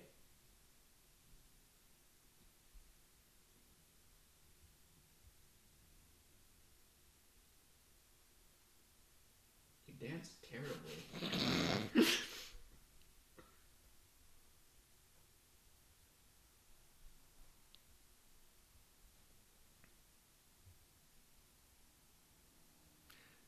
Or this should have been when he fucking snaps this guy's arm like balsa wood.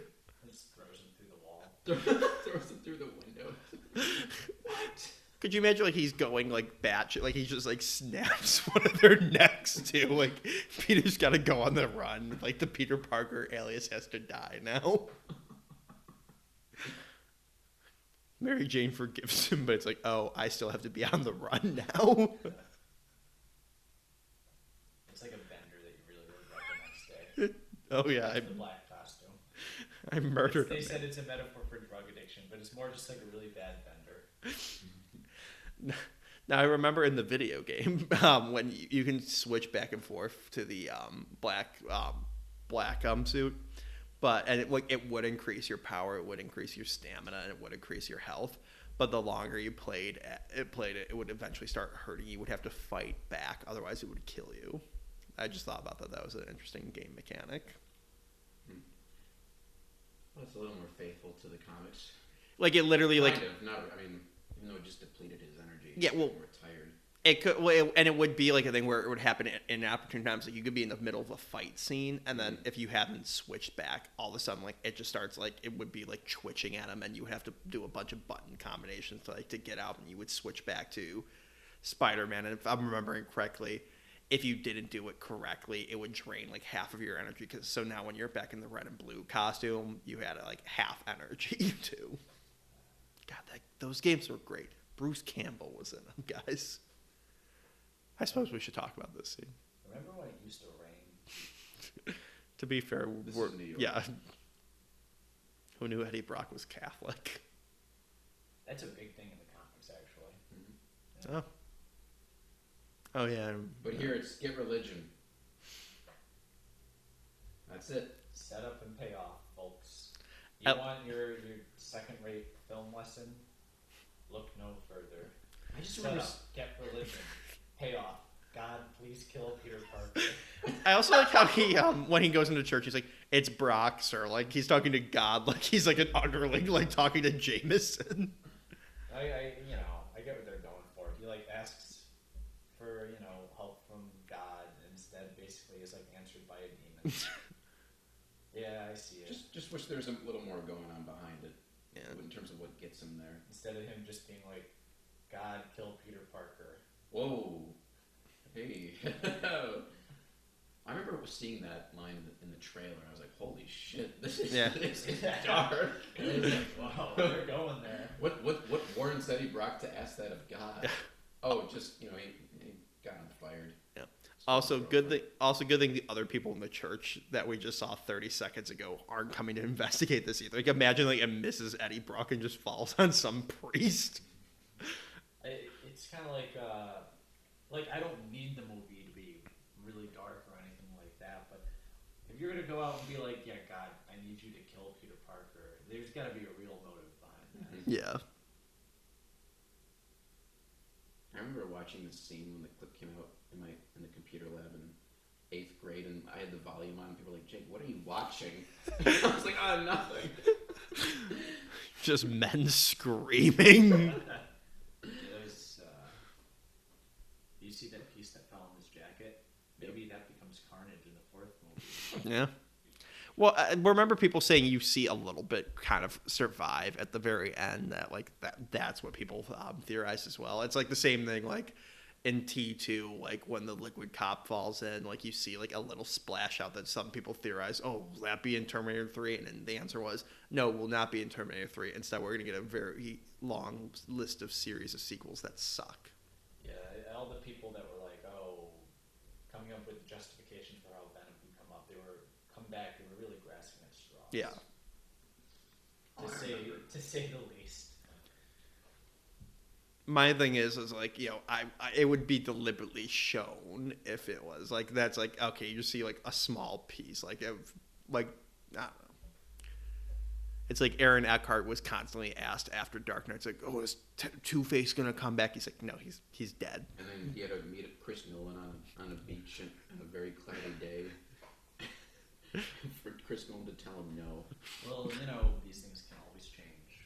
Remember how Ian McDiarmid asked George Lucas, is Emperor Palpatine dead? And he said, oh yeah, absolutely. There you go. Get J.J. Abrams to direct the next Spider-Man movie. He'll bring back no explanation whatsoever. He'll just be alive. I think by that logic, he might bring back Norman Osborn and do the whole the Goblin formula resurrectomy thing. Oh God. Comics are terrible sometimes. That's, Well, no, Aunt that's May, not. thank you for leaving your house. She's just become an elderly shut-in. Her only hobby is gaslighting Peter. How's Mary Jane? Stop You doing this to me, Aunt May. You would ask him. Secretly, she called her like 5 minutes ago. She's like, wait, Peter hurt you and did something that'll make him feel guilty. I'll be right back. I'll leave my apartment. They have like a very passive-aggressive Wes Anderson relationship now. She just gleefully is running down the stairs, hailing a cab. Oh, I thought you and Mary Jane got along well. I guess I was wrong. It's like Your you uncle- should have had Jessica Walters play her in this movie. She's like, the only thing that's missing is like, your uncle will be so disappointed in you. Well, if it weren't for you, you know. Like, raises eyebrows. You know. Well, Peter, it's not the first family member that you've ruined the life of. She's like, oh, am I not being subtle enough? Goodbye. I'm gonna leave now. Maybe you could drive me. Not have me take the bus. Remember, I had a car, but I had to sell it. Oh, that's right. I You believe don't have in a you, car. Peter. You always find a way to make things wrong again. Look at Peter. Just looks like he wants to shout at her. I'll leave this here. Hopefully you don't lose it. Like you lost your Uncle Ben.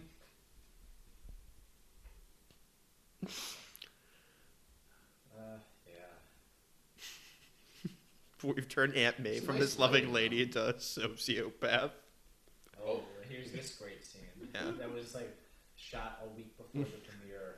I don't know. That didn't actually happen, but it feels like. Yeah. This scene is legitimately bad. I Yeah. think this is the only bad scene in the movie. This is a little baffling. Like this is the introduction to Venom. Just there he is.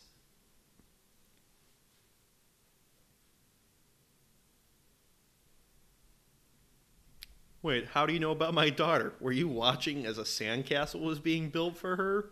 He was. It was in all the papers.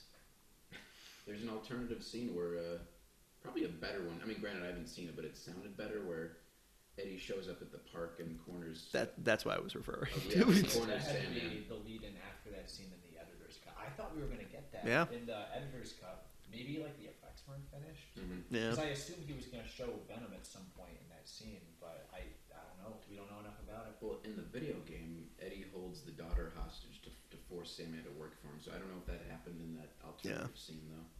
Oh. Yeah, I forgot about that. She was like in the trunk of the car that you have to like No, she's in rescue. the tree. She's being held by the symbiote. And Oh, well, in the version I play, if I might be remembering it, like she's like in like a car that like the car Mary Jane's in, I think. Oh, Jesus Maybe I'm Christ. misremembering You that. probably are.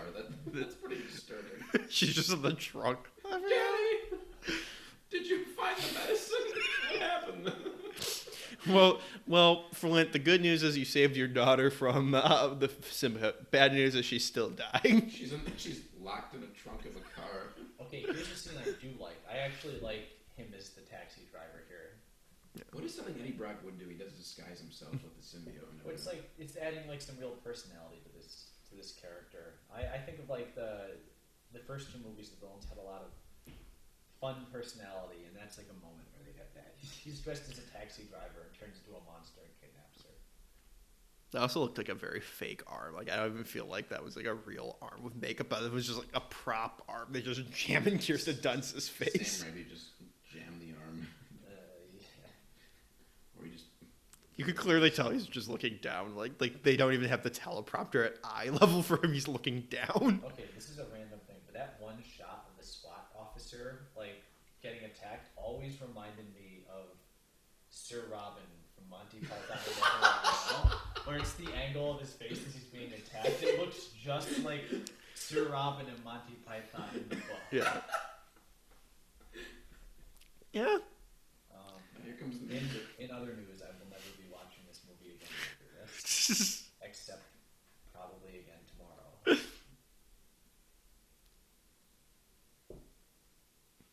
We should have saved this commentary for our very last, like when we're in our 80s, about to die.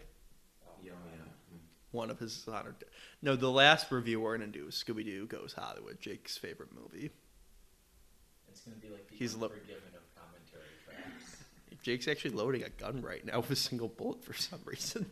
Yeah, Andrew will be like, "Jake, come do Scooby Doo Goes Hollywood," and Jake will be like, "I don't do that anymore." Single bullet is for you, Ross, not me. I have a lot to live for. You're not gonna kill me or just shoot me in the kneecap or something to like really make me suffer. Blind you. So yeah, for our Scoobtember or Scoobtober reviews, we will not be doing Ghost Hollywood. I don't know if we agreed to that branding, but I will trepidatiously nod. Now, there is an alternative, another scene where Mary Jane shows up to Harry's place and talks about forgiveness. I know that's like in the Comic-Con trailer. Yeah, it's in the normal trailer, so you can see it. I think. Where Yeah. she says like, "We need to learn to forgive each other, or everything we were or done will be for nothing." Yeah, that's something. Yeah. I was surprised that didn't make it into the editor's cut. Well, originally Gwen Stacy was the one who was supposed to be captured by Venom. Yeah. So Rusty is the MJ. You weren't going to be captured for a third time. It was going to be Gwen who was captured. Hold on. Here's Bernard's big moment. But his burns healed pretty quickly. I mean, Bernard meant it to them. All right. The emotional crux of the movie is on you, Mr. Patrick. The movie, the entire trilogy. He was killed by his own gilder. His glider. It's glider jump. I almost feel kind of bad for him here because it's it's a stupid scene and he pretty much just does this as a hobby. Like I saw an interview with Bill Paxton where he's like his father worked in a different industry, retired, and would just do stuff like this for fun. And suddenly they're just like, you need to hold the emotional crux of the entire trilogy of this blockbuster series right now in this poorly written scene. Hey, that's what he gets for not taking Bill Paxton to see JFK.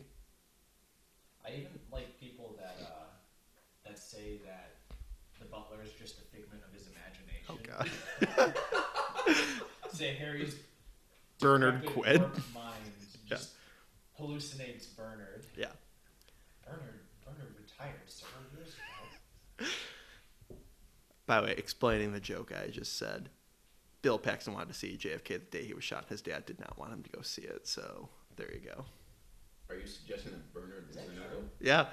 Bill Paxton actually went to like Love Field and like asked some guys like, "Hey, can I sit on your shoulder so I can see the president?" So there's a photo of JFK at Love Field, and you see young like 5-year-old Bill Paxton in the background. I've seen the photo of him. I didn't realize the other connection you made there, though. Notice all the extras looking in a different direction. Yeah. They're not all looking the same. Oh, America.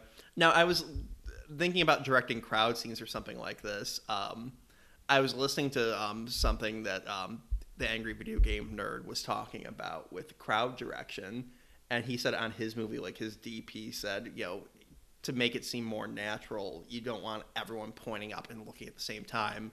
What you should do, and what they did on their movie was, okay, everyone with the first name with the initials A, B, J, and like a few other letters, you'll be the ones to look up. A few others, you're going to like point. And so that's how you get a more diverse reaction than everyone looking up, and not in this case, but some movies pointing at the same time. Yeah.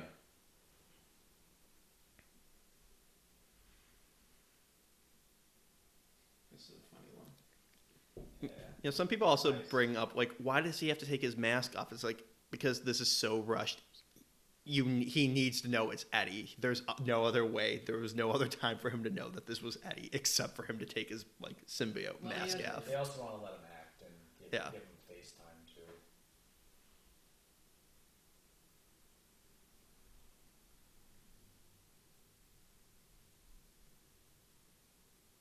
I like how the symbiote kind of moves on Yeah. the makeup there a little bit. Yeah.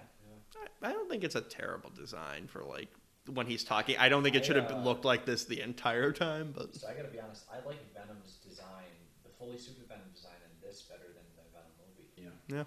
I think it looks very bland and generic without the spider symbol and the webbing in the Venom movie, and it gives it a much more distinct look here. And plus, it does spotlight how he is an evil Spider-Man by making him the same size as Yeah. Spider-Man. Mm-hmm. If he was like another big villain, this is like a very aesthetic thing, but Sandman is already the big hulking villain in this scene, and you don't want to just do another big hulking villain. You want to do something a little bit different. Here's the camera tracking down when the characters are. Raimi really loves these shots. Yeah. They're in the second movie and then this one, And which are great. The creative use of the powers, how Venom makes like a web shield to block like the balls he shoots. He was a lot closer to the ground in the last shot. And paralyzed. Now, yeah, this is the level of the video game I could never beat. This will be the last time I talk about the video game because I don't know what happens after this. I never played that video game, unfortunately. I just don't have much context. Could you imagine if she missed, just like Spider-Man, and she splats behind him? Oof. Yeah, you might be a little out of your league here, Spidey. If only you have help. I'm just like imagining like the end of Cabin in the Woods when the giant hand comes out and smashes the ground. Oh, yeah. This is pretty cool. Yeah. It doesn't make sense why he decides to take other things with him, like why he didn't sort that out, but it's such a cool design. It doesn't matter. If he did what? Like why, other shit was brought in with the sand, why the sand didn't just go around. And so, there's, tires and bricks and shit like that. I actually dig that, though. No, I mean, it's such a cool design that's, it doesn't really matter. This is just now, the 15th time watching this movie, stuff I think about. Only 15? This week. This movie's like Watchmen. The more you experience it, the more you get out of it. It's very layered. Well Like said, Citizen Kane. Well said. It's so dense. His costume's not getting shredded nearly as much as it has been in the other movies. Now, do you think that's Tobey Maguire, his actual skin, or do you think that's still padding? It's No. still makeup. Might even depend shot to shot. Yeah. That's a good Yeah. question, though.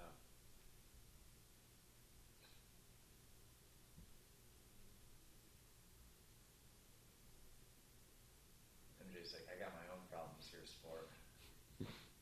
Jesus Christ. Buddy, you got sand, I got taxis. Yeah, you have superpowers at least. I'm definitely not going to survive this. This guy actually died Yeah. not too long after him. And then actually, the female newscaster did too. I think she committed suicide. Yeah, I remember Yeah, that. it's very sad.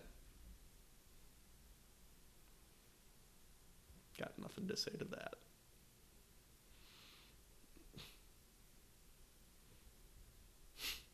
Who could that be? Ah! Again, do you Sam think? Raimi's kids. Oh, I didn't know that. Are those his kids? Yeah. Oh, I knew the girl later in the scene was. I didn't realize that. I think I know one of them is at least his kid. I think it was the one on the right. The other one was probably I don't know, Grant Curtis's kid or something like that.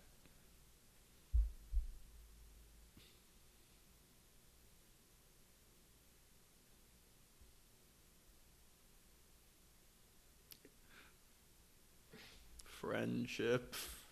All three of us almost said like a joke. But Yeah. Yeah. This is nice. These best friends teaming up. I mean, okay, it's not perfect, but at least Harry's got It's an a arc little, here. it was a little rough getting there at the end, but it feels cathartic finally having them side by side fighting with each other. Give me your hand.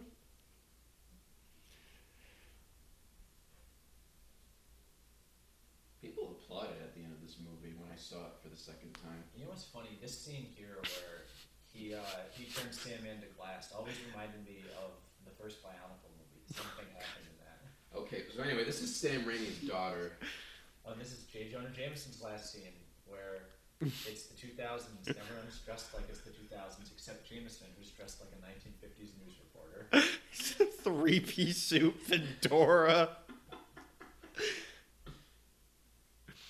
And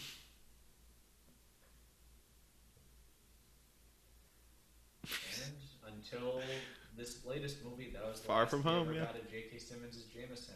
I guess he voiced him on some of the cartoons also. Yeah. Academy Award winning J. Jonah Jameson. J.K. Simmons. I just had a stroke. Stop the commentary. J. Jonah Simonson. He's also the voice of the yellow peanut in the M&M's Is commercial. he still that voice? Yeah. Really? I think I might have won a trivia question in a bar once with that or something like that.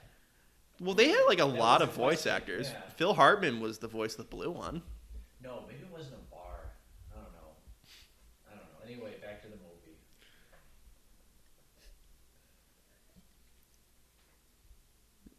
Could you imagine if they didn't catch her at all? They're like, oh, you should have flown a little faster. My God, she probably should have had a heart attack or something. It should have broken her back, still like paralyzed. She's like, I'm alive. I'm trapped in the shell of my body, but I'm alive, I guess. You forgive me? I like how like his mask is now higher. Like the eye makes no sense in the actual relation to his eyes, so he can't see out of his right eye right now. I've always noticed that too. See, I never noticed that. Yeah.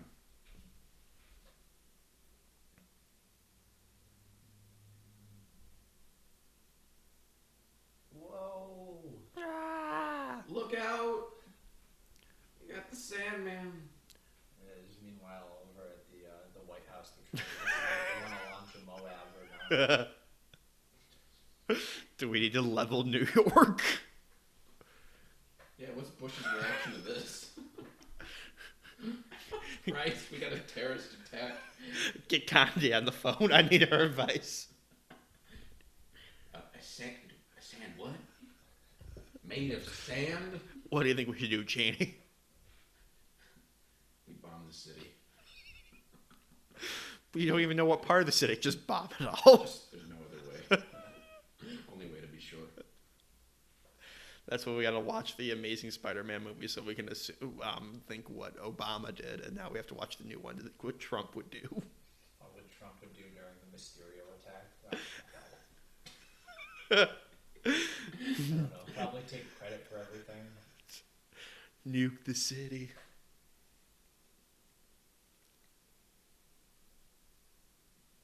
He would blame NATO for not adding money in. It's very, very pretty.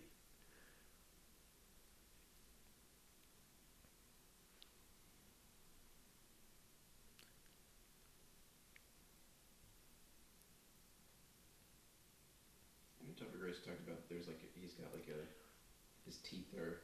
He said that was pretty painful. Heard it bruised his gums. Mm-hmm. Yeah. Hope it was worth it. Even though that's completely CGI, that always like hurts me when I see that. I don't like how he sounds. He sounds like a chicken. Yeah. Well, you know what? Again, I go back to the aesthetics of the scene. It's a Tasmanian devil roar that they use for that. And you don't want to make him sound... they probably didn't want to make him sound too deep because he's not a big guy in this. And you also have Sandman as the big Hulk. Yeah. So you want to add that variety there. Especially because this is the only scene Venom appears in. I just wish it sounded better.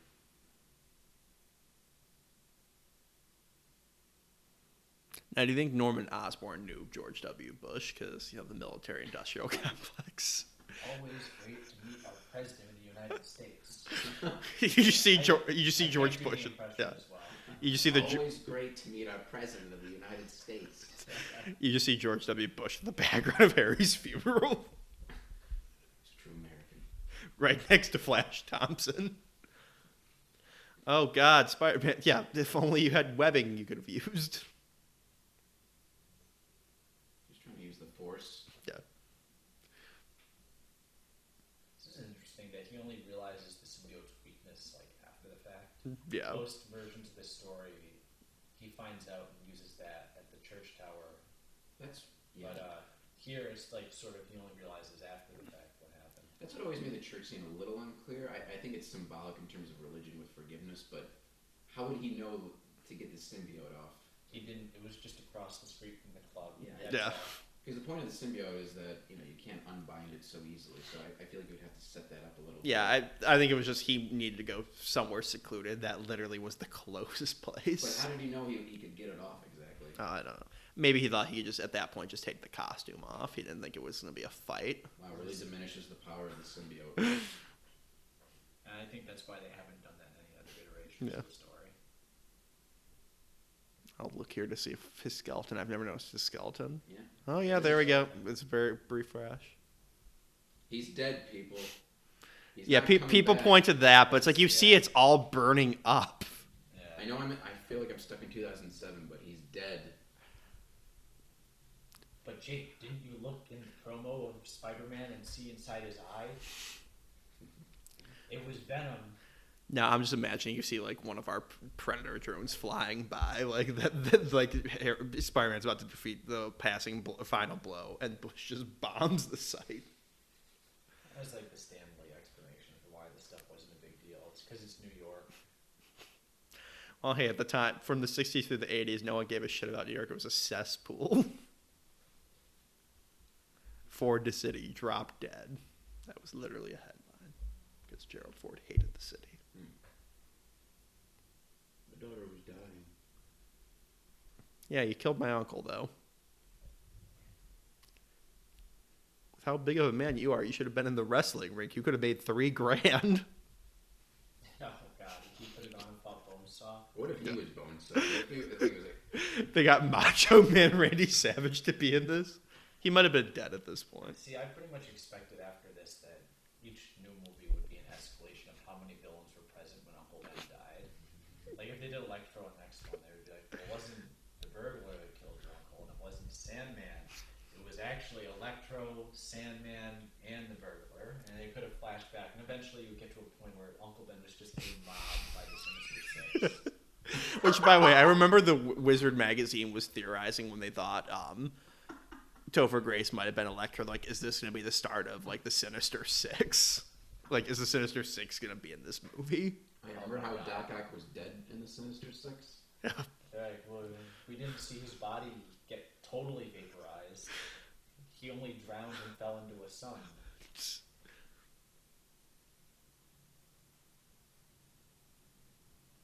Great acting here. This is a great scene. It's good in spite of the silliness of this retcon. Yeah. This is where Raimi shines here. Great score. I do love the line that's coming up here when he says, "We don't choose to be this." I always felt that kind of sums up the entire trilogy. I don't know if that was intentional, but I always felt like that was like a nice cap to it all.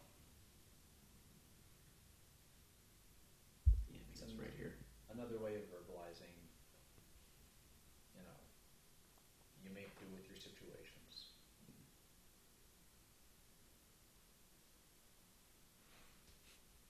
While they're not paying attention, the NYPD is now scaled the building, and like while he's about to forgive him, one of the cops just shoots Flip Marco in the head. I'll just go right through him. Yeah, maybe not. Maybe he's in human form now and is so full of humanity, it would have killed him. For the joke to work, I want him dead. Like, just as Peter's forgiving him, he's like, "Oh, he's dead. I forgive you." Captain Stacy. Yeah. He just places a gun at Flint Marco's face. Like, you saw him. He was coming after me. And that's Sandman's story. Now he's off to go rob another bank. I don't feel so good, Mr. Spider-Man. Well, there he goes. You see, he just flies through a Bank of America on the ground floor, then continues up. And Spider-Man has to go foil a bank robbery by him the next day. Come on, man. We had an understanding. I like this scene a lot, too. Yeah. The music's really good. Nice sunrise. So that's why we're watching it with no sound. I don't want to get copyright strikes. I think the soundtrack in this movie overall, I joke about like the Sandman theme and whatnot. I think it is a good soundtrack that sounds in line with the previous two movies, considering this was done by a different composer. composer. Mm-hmm. I did not know, though, going in, Christopher Young was composing it. I Oh, assumed yeah. it was Danny Elfman, so I was a little disappointed by that, just for consistency's sake. You know, it's funny, when I first saw Jurassic Park 3, I thought Spielberg and John Williams were both coming back. I mean, we were young. I don't think we knew any better. I didn't really pay I was attention like, to that. yeah, who's Joe Johnston? Who I am a big fan of now, but yeah, no. We should do Jurassic Park 3 as a counter track. Well, we'll Yeah, very over in short. 45 minutes. Yeah, that'd be nice. Short day. Yeah, we did Spider-Man 1 yesterday, and then 2 and 3 today. We've been sitting inside on a beautiful holiday weekend instead of doing something. It's been great. This is how we spend our Martin Luther King Day. This is how we celebrate a great man, watching Spider-Man 3. Okay. To quote the wise words of Anakin Skywalker, hold on, Andrew, this whole operation was your idea. Yeah, why are you blaming us? I'm not blaming you. I'm just saying you guys agreed to it. I suggested this is how we choose to live our lives. We didn't choose this, I should say. It's a little bit like doing a favor for someone, and you spend hours doing it, and they're like, can you believe these bums spent their whole day doing this? Okay, well, and if there's not another commentary track after this, I'm sorry. All we're saying is we're unionizing. Oh, God. Hey, there's Flash Thompson. Hey, there he is. Good of him to show up. You think he talked to MJ after? I hope my childhood bully shows up to my funeral. He came back to get his promise ring back from MJ. Flash Thompson, hardcore Christian. He was also at the church that night. That's how Flash Thompson becomes Venom in another iteration. I like this last scene too. Really, I like a lot in this Yeah. movie. There's more good than bad per se. It's just It's a mixed bag. it's just there's so much in here that's like this could have been 2 separate movies, but with a runtime of 1 movie somehow. It rolls, and I do like it. Well, it's great. There's no dialogue. I mean, it's, Spider-Man 1 reference. Yes. aside from the singing, there's no dialogue here. I like how it's all told visually. And I like that they don't try and end it on like a final swing or something. Yeah. This is a more subdued, character-based way to end not just this movie, but the whole trilogy, I suppose. Oh. It just comes down to the two of them. Mm-hmm. Yeah, that's what this entire trilogy's been about. Now we're not going to pretend this is. I don't know. I never felt like this was like a Return of the King type thing where it was. Beside of the scale and stakes, I guess, just the final film in like a series. There's always supposed to be more. I never felt like it was like the final movie. No, it's not. Well, it's different too with Lord of the Rings because that's a thing where it's very consciously trying to tell one big story over 3 movies. These were 3 individual stories planned out one at a time. Mm-hmm. This ends in a way where it could end here if it needed to, if they couldn't make any more movies, but it could continue as well. Yeah. I wish they did. Well, we can talk about Spider-Man 4. We can. That doesn't get really talked about as much because it's pretty fascinating how that happened. So essentially, Spider-Man 4 would have come out in 2011, so it'd be 9 years old if it had come out when it was supposed to. Wow. Would it come out the same year as like Thor?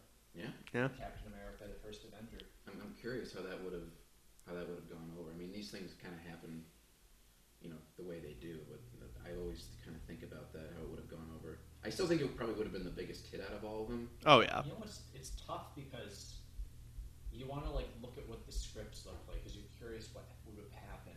Yeah. But I think it's tough with this because they really didn't know. It's a thing where They pulled the plug developed early several enough. scripts, but Sam Raimi wasn't happy with any of them. So looking at the scripts isn't like a what could have been sort of scenario. It's like it's just seeing like failed attempts at making something that would have pleased the filmmakers. It seems like they just never were able to make an idea click. No, and that's the thing. It's more fascinating in the development sense just to see what happened because there were. I remember keeping track of it, and there were so many writers, really great writers. Gary Ross, David Lindsay Abedare. Then you had James Vanderbilt was involved. James Vanderbilt, and then I think David David Koepp. Yeah, so all these different writers, but we all, I guess from what limited information we know, Vulture was the villain and John Malkovich was cast. Was Anne Hathaway actually officially cast as Felicia Hardy? I don't know. I always thought that was just a rumor. I think it was happening, but it was like, again, stuff was so in flux that it's hard to really pin down anything that was going to happen. Other than Malkovich definitely was going to be the Vulture, but even then, like apparently Avi Arad doesn't like the character of the Vulture, so maybe there is a bone of contention there. It's hard to get a sense of what really would have been because it was sort of a mess around. I think Raimi wanted Vulture. That sounds something very much up Raimi's alley. Yeah. Now, wait a minute. Malkovich is the Vulture. Oh, God, yeah. That's incredible casting. That fits into like Willem Dafoe, Melina, and Church. But then like there's the rumors of, I don't know how true this is, that instead of Black Cat it would have been Vultress. You know what? Because I've heard of that too. Honestly, I wouldn't be shocked if it was a thing where there's multiple versions of the script, and one where she's Vultress, one where she's Black Cat. Because I think Sam Raimi said in an interview later that she was going to be like Black Cat, but it was like a very offhand sort of thing. The rumors I heard was that she was going to become Vultress, which is just terrible. Yeah, that's. Yeah. You know, it's hard to. I'm of a firm belief that there's no such thing as bad ideas, except there's no such thing as bad ideas, just bad execution. Except in this case, this is the one case in the universe where the Vultress was a bad idea. Yeah, and she was going to be his daughter. That was the rumor too. It just wasn't the rumor too that Malkovich took over the Daily Bugle, and then that could have been kind of funny. And Jameson gets relegated to like a dust job. He's miserable. That actually was a thing. That could have been funny. But yeah, no, I still would, because that sounds like a much of an Avi Arad thing where he hates the Vulture, probably for superficial reasons, where he probably saw him as this non-threatening old man. He probably just couldn't get past that. Yeah. Very quaint character is what he saw him as. But I think with Raimi and Malkovich, that could have been something very, and you could have still changed it, like they did with Doc Ock. I imagine they would have made him more interesting. Oh. But yeah, we kind of missed out on something great. It's a real shame. Well, we have now completed the Spider-Man trilogy. Hope you guys have enjoyed our roller coaster of emotions across these three. Even though there may have been problems with this one, still a fun ride. I still enjoy watching it. I really like this movie still. Yeah. And I enjoy like the silly aspects of it, but I do genuinely appreciate what they either did or were trying to do at several moments. There's some real flaws to it, but ultimately I think it's a better movie than its reputation would precede. It's just sad that it's like it could have been a much better final chapter than what we got, but it's still definitely better than, like you said, the memes make it seem worse. Okay. Apparently Danny Elfman did work on this movie to some capacity because he's credited in multiple different songs that weren't just tracks from previous movies. Yeah. I did hear that he came back to some capacity later. Yeah, so. All right. Well, we're glad you guys joined us, and until the next one, have a good night.